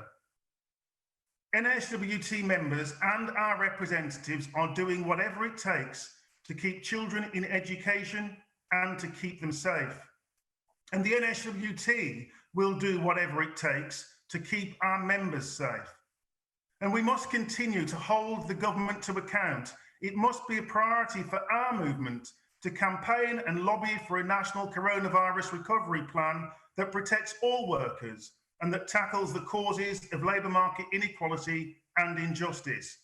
And it must also be our priority to campaign for action right here, right now, starting with positive action by the government to keep all workers safe, the immediate publication of equality impact assessments across the board, including on school opening, urgent commitment to further protection for all workers whose jobs and incomes are at risk with the ending of the job retention scheme, and commitment to increased investment, not cuts, now and at the next spending review to protect our vital public services and all those who deliver them. Please support this statement. Thank you. Thank you very much, Patrick. I'd now like to ask Diana Holland from Unite to speak. Thank you, Ged. President, Congress, Diana Holland, Unite the Union, speaking strongly in support of the statement on the unequal impact of coronavirus. These are difficult, demanding, even devastating times, times of great sadness, fear, passion, and anger. And as our General Secretary Francis so powerfully said earlier, COVID-19 has exposed the terrible reality of deep underlying systemic inequalities and discrimination. As Unite's Assistant General Secretary for Equalities and for the transport and food sectors, I know the time for measuring and reports is long gone. We've done that. What we need now is action, action for equality on safety, pay and jobs, dignity and security, to ensure everyone is protected, no one left out and no one left behind. Action for equality, a risk assessment and an equality impact assessment in every workplace and on all policies made public to stop the disproportionate impact of COVID-19 on Black and Asian people's lives, to ensure women have safe personal protective equipment that fits and protects them, that disabled workers and pregnant workers are not targeted for redundancy, that LGBT+ workers are not being subjected to bullying and harassment or isolated from support. Action for equality, new rights, not just to measure the pay gap for women, Black and Asian ethnic minorities and disabled workers, but a mandatory requirement to take action on the underlying reasons for the pay gaps. Tough on the pay gap, tough on the causes of the pay gap, and ending once and for all the second-class status of union equality reps. They need statutory rights now. And finally, enacting Part 1 of the Equality Act, action on socio-economic inequalities, in other words, class. No worker should be faced with the impossible choice between caring for their family and keeping their job, or between safety and having enough to live on. Anyone facing domestic violence or abuse or mental health pressures must have somewhere to turn. The hostile environment for migrant workers must end and the migrant domestic worker visa be restored. These changes are not just long overdue. Without them, the underlying inequalities exposed so starkly by COVID-19 will continue and deepen. We cannot let this happen. 2020, now, it's time for equality. Thank you. Thank you very much, Diana, for that contribution. I'd now like to ask Graham Ellis from Unison to make his contribution. Graham. Thank you. Congress, President. We all saw the mess this government has made over exam results in the summer. But let's be honest, it wasn't the algorithm's fault. Every year, working class kids' life chances are reduced because of the school they go to. Coronavirus has just made that more obvious for the first time. Because inequality and unfairness is hardwired into our education system. Coronavirus also showed that it's hardwired into working life too. Black workers and disabled workers are both twice as likely to die of coronavirus. That's not an accident of birth, it's because we are more likely to be in lower paid frontline jobs, and that's because of discrimination. Black workers are routinely rejected for better paid jobs, and the only explanation for that is racism. Disabled workers are refused reasonable adjustments that would help us do our job better. We get stuck on the lowest pay grades as a result. Women can't move on in their career because the part-time jobs they need to fit around caring responsibilities are mainly low paid. I'm lucky, I work for a benefits charity as an advisor. My employers supported me to work from home since the start of the pandemic. I got extra help from Access to Work, who supplied with me with specialist equipment such as a plasma screen and specialist software so I can work from home and deal with my clients and do benefit appeals virtually. But many disabled workers were forced to continue to go into the workplace, even though they could have done their jobs from home, putting them at greater risk. Home working must be a reasonable adjustment for disabled people who want it, and that must carry on into the future. Unison's survey of 5,000 disabled workers in June found that 73% of them were as productive or more productive working at home.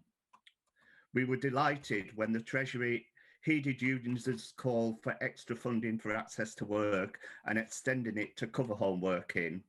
But we now need government to take that extra step and give disabled people a new right to work from home if they want to. Coronavirus has brought us to a crossroads. We will let an unfair algorithm continue to force us onto the bottom rung in the workplace. Government needs to grab this chance to radically rewrite the algorithm and put equality for Black, disabled, LGBT+, and women workers at the heart of the new normal. Thank you. Thank you, Graham. David Hope from GMB, you're up next. Hello, David. Congress, David Hope, GMB, speaking in support of this statement. They say that COVID does not discriminate, but it's clear that society does. The outbreak's devastating impact on minority communities is a badge of shame for our nation. Just look at the figures. Black men are more than 3 times likely to die from COVID than white men. Black women are more than twice likely to die, and men are more at risk of death. 3/4 of workers most exposed to the virus are women. This includes in social care where 0-hour contracts, poverty sick pay, and the minimum wage has become the norm. Disabled workers and people with long-term health conditions are also at heightened risk. And Congress, Stonewall and the TUC have warned over the months of lockdown that increasing hostility for some members of the public and the lack of access to health services has had a negative impact on LGBT+ people.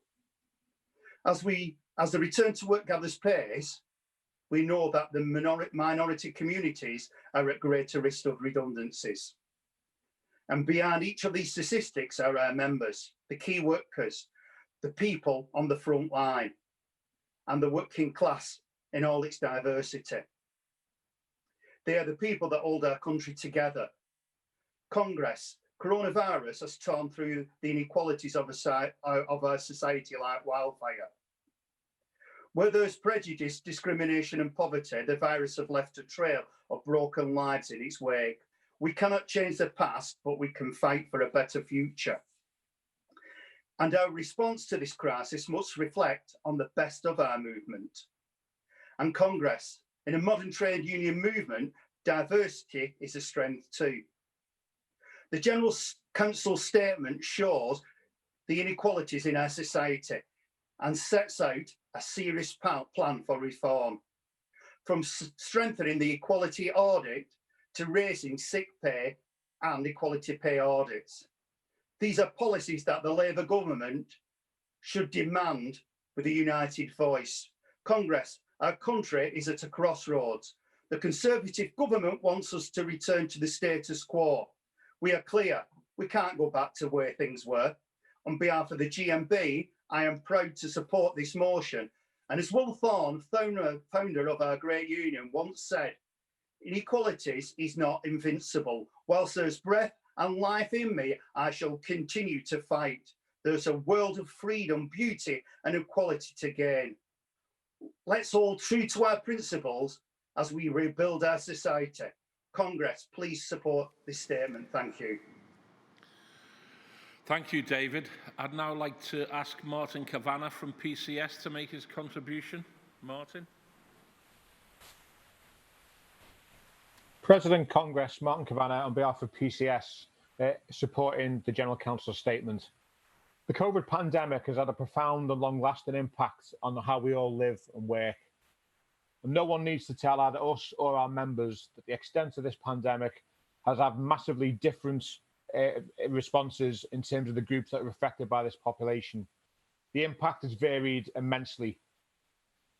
What it has shown is that inequalities are being deep-rooted across society pre-pandemic, and rather than the government and society working to eradicate those inequalities, we have seen those inequalities intensify and grow as the virus has taken hold.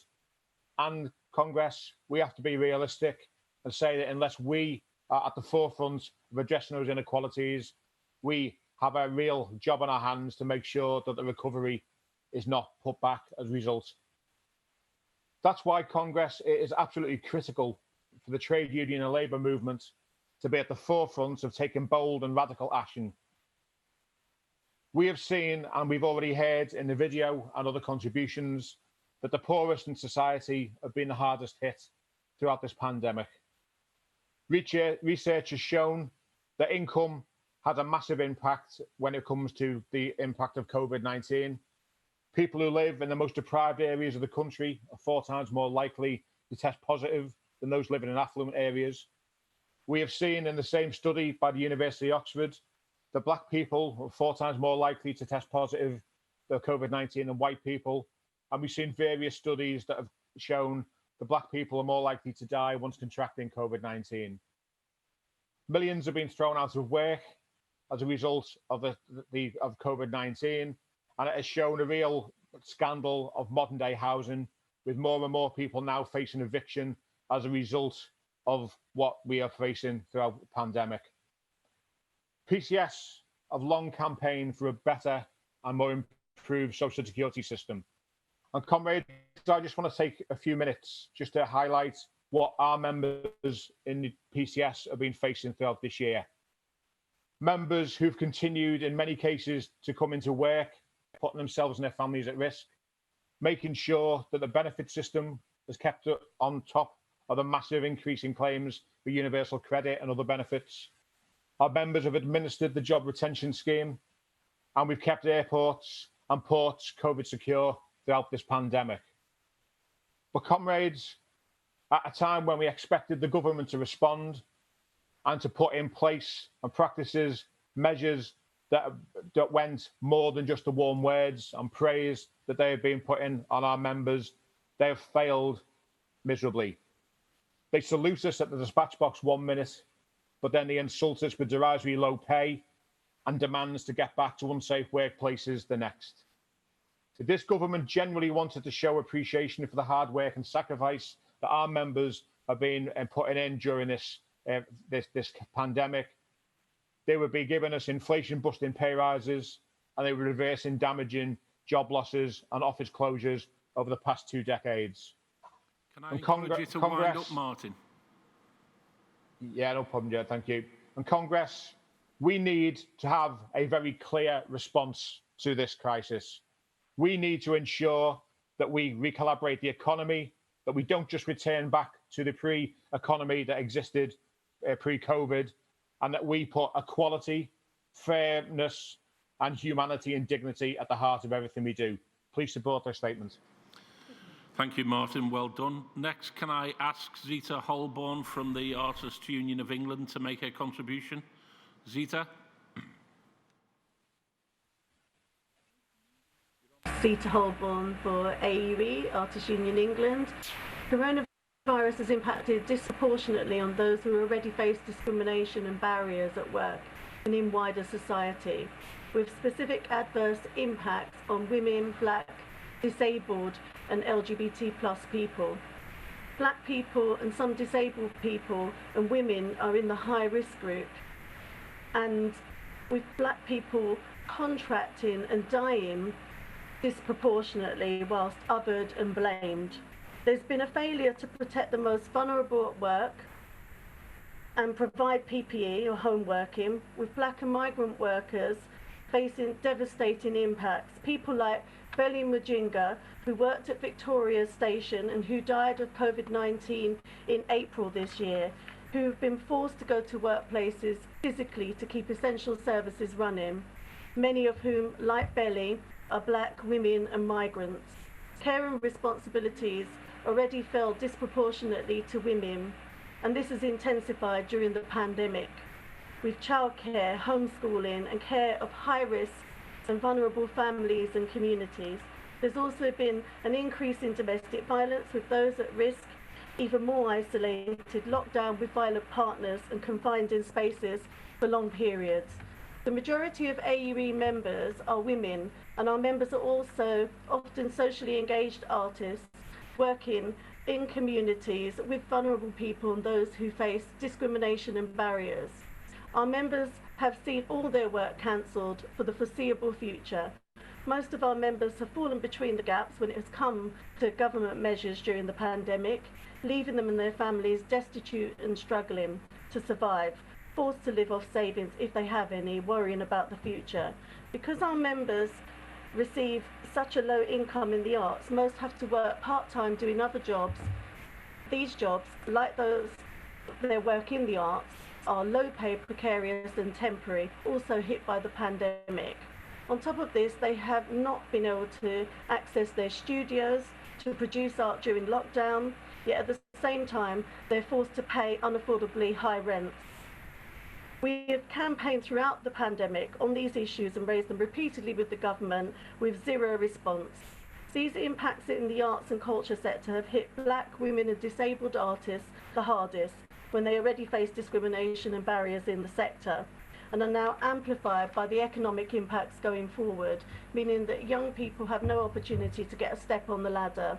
We need action to support and protect existing workers disproportionately impacted, to provide opportunities for future generations and to save our arts and culture sector and ensure it's inclusive, equal and accessible to all. Equality must be at the heart of the response to the coronavirus crisis, with equal access to employment, protection for workers and communities most at risk, and full involvement of our entire trade union movement, which is at the forefront of responding to the crisis. Thank you. Thank you, Zita. Just so that everybody's aware, I've got 2 more speakers. We're running over time somewhat, but I want to give the 2 people who have been nominated the opportunity to speak. Next, we have Steve McGurk from Community. Steve. Thank you, Ged. President, Congress, Stephen McGutt, Community NEC Rep for Disabled Members, speaking on the unequal impact of coronavirus. COVID-19 does not affect all population groups equally, and disabled people have been particularly affected. More than 22,000 disabled people died from coronavirus in the first 3 months of this pandemic. Because of the greater risk from COVID-19, many disabled people were asked to shield, not to leave our homes at any time for any reason. Even now, when these restrictions have eased, many disabled people feel unsafe and have not been able to return to the workplace, hospitality settings or shops. At the peak of the outbreak, disabled people were 3 times more likely than non-disabled people to say they felt very unsafe when outside their home. Furthermore, many disabled people have missed out on crucial medical treatment because of this pandemic. In July, a quarter of disabled people were not receiving medical treatment for one or more of their conditions. This is frightening. And whilst at home, disabled people are particularly vulnerable to domestic violence. Victims of abuse will be spending extended periods of time with an abuser, and disabled people are twice as likely to experience domestic abuse than non-disabled women. The effects of social isolation have been particularly devastating for disabled people.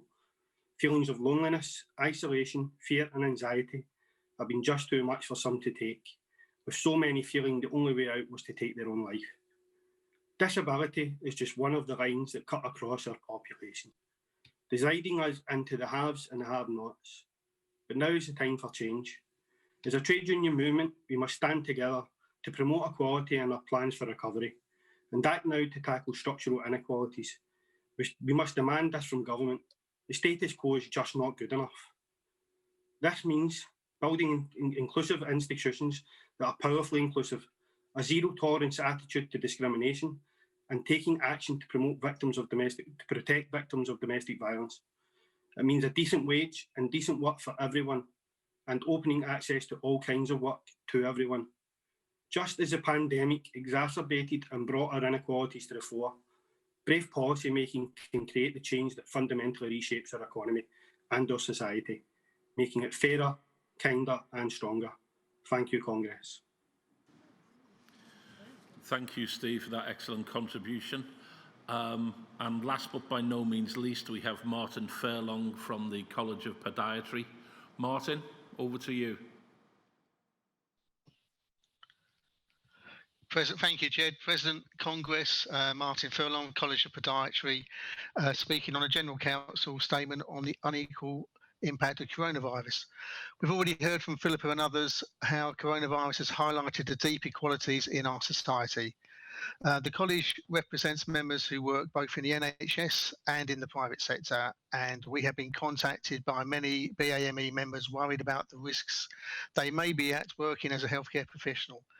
Women workers struggling to juggle childcare responsibilities, self-employed private practice members not being able to quick access to financial support if indeed they're even eligible for it, and many more. None of this is new, of course, to our members in healthcare and across all areas of industry who have had these problems for years. But as we have been hearing, COVID-19 has starkly highlighted these problems even more. One of the most prominent issues that the college has been approached about is ill-fitting PPE, and the TUC and other affiliated unions have raised many times over the years many issues with PPE and issues with poor fit. As we know, this has a disproportionate impact on female members due to most PPE not being made to fit their body shape or size. We are being contacted by many members having difficulties getting properly fitted PPE, especially face masks, due to masks being too big for their faces and not being able to pass fit tests. There is also shocking lack of attention and design of PPE to those who, for example, have facial hair due to either their religious beliefs or, like me, just have a beard. And we've had examples of managers asking staff to shave to make PPE fit. I'd certainly be happy being asked to get rid of my beard, but just imagine how that would feel if you were asked to do it because of your religious beliefs. Legally, PPE is supposed to be suitable for the individual, and women should not be treated any less favourably than men. Employers have been allowed to get away with providing one-size PPE from footwear to face masks for too long. This is putting health workers and lives. This is putting workers' health and lives at risk, and was even more highlighted by the pandemic. It was disappointing to hear Lynn Truss, the Women and Equalities Minister, tell the Women and Equalities Parliamentary Committee that despite 75% of the NHS being women, they weren't at risk as PPE is made for everyone. This just goes to show how little this government understands the issues on the front line. Furthermore, the Health Foundation has said people facing the greatest deprivation are experiencing a higher risk of exposure to COVID-19, and existing poor health puts them at risk of more severe outcomes if they contract the virus. This exposes the structural disadvantage and discrimination faced by parts of our Black, Asian and minority ethnic communities. The government and wider society needs to control the spread of the virus to save lives now, and exacting a heavier social and economic price on those already experiencing inequality, are extracting a higher price. The inherent inequality has to be addressed. Far too long, the government has relied on saying, well, there was an Equality Act to deal with these issues, rather than actively trying to tackle the issues which ministers being outdated and unknowledgeable. Now is the time for the TUC and now is the time for the government to act with the TUC to incorporate proper equality guidance, legislation in their recovery plans via a national cross-departmental health inequality strategy. We therefore call on everybody to support the General Council statement. Thank you. Thank you, Martin, and thanks to all of the speakers in that debate. As I mentioned earlier, we'll take a formal vote on the statement at the General Council later this afternoon, so thank you. Congress, that completes our business for this morning, but there's still lots of ways you can get involved in the Congress. There's a variety of fringe events taking place this afternoon from 2 p.m, and you can get details on the TUC website. A record of all decisions taken during this year's Congress will also be available on the website. So Congress is now adjourned.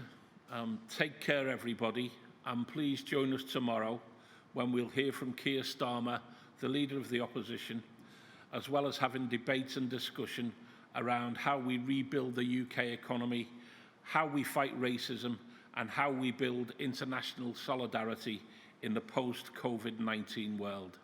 Thank you, everybody, for tuning in today.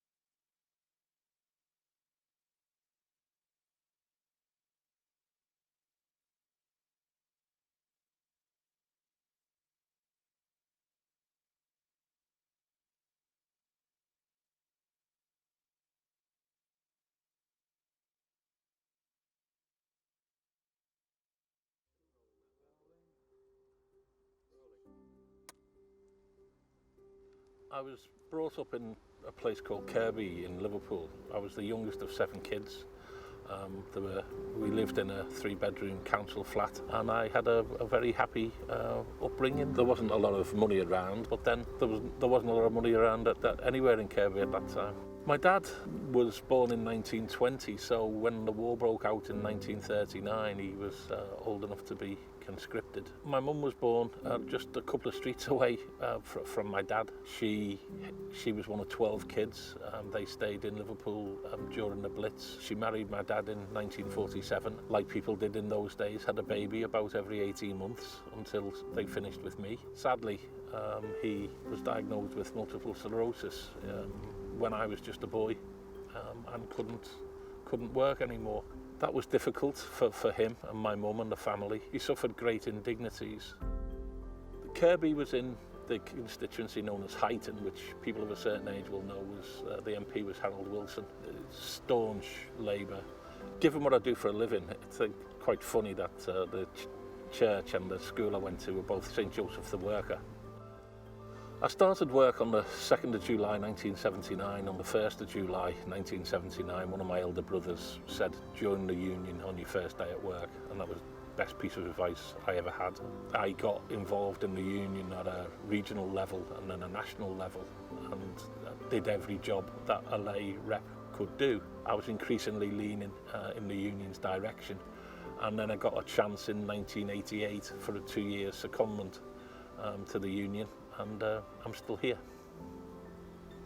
One of my first official duties as president of the TUC was to be part of a delegation meeting the Governor of the Bank of England, Mark Carney. It was pretty daunting. You know, here was me. I'd started work at 16 as a clerk in a building society, and 40 years later I'm having lunch with the Governor of the Bank of England in the Bank of England.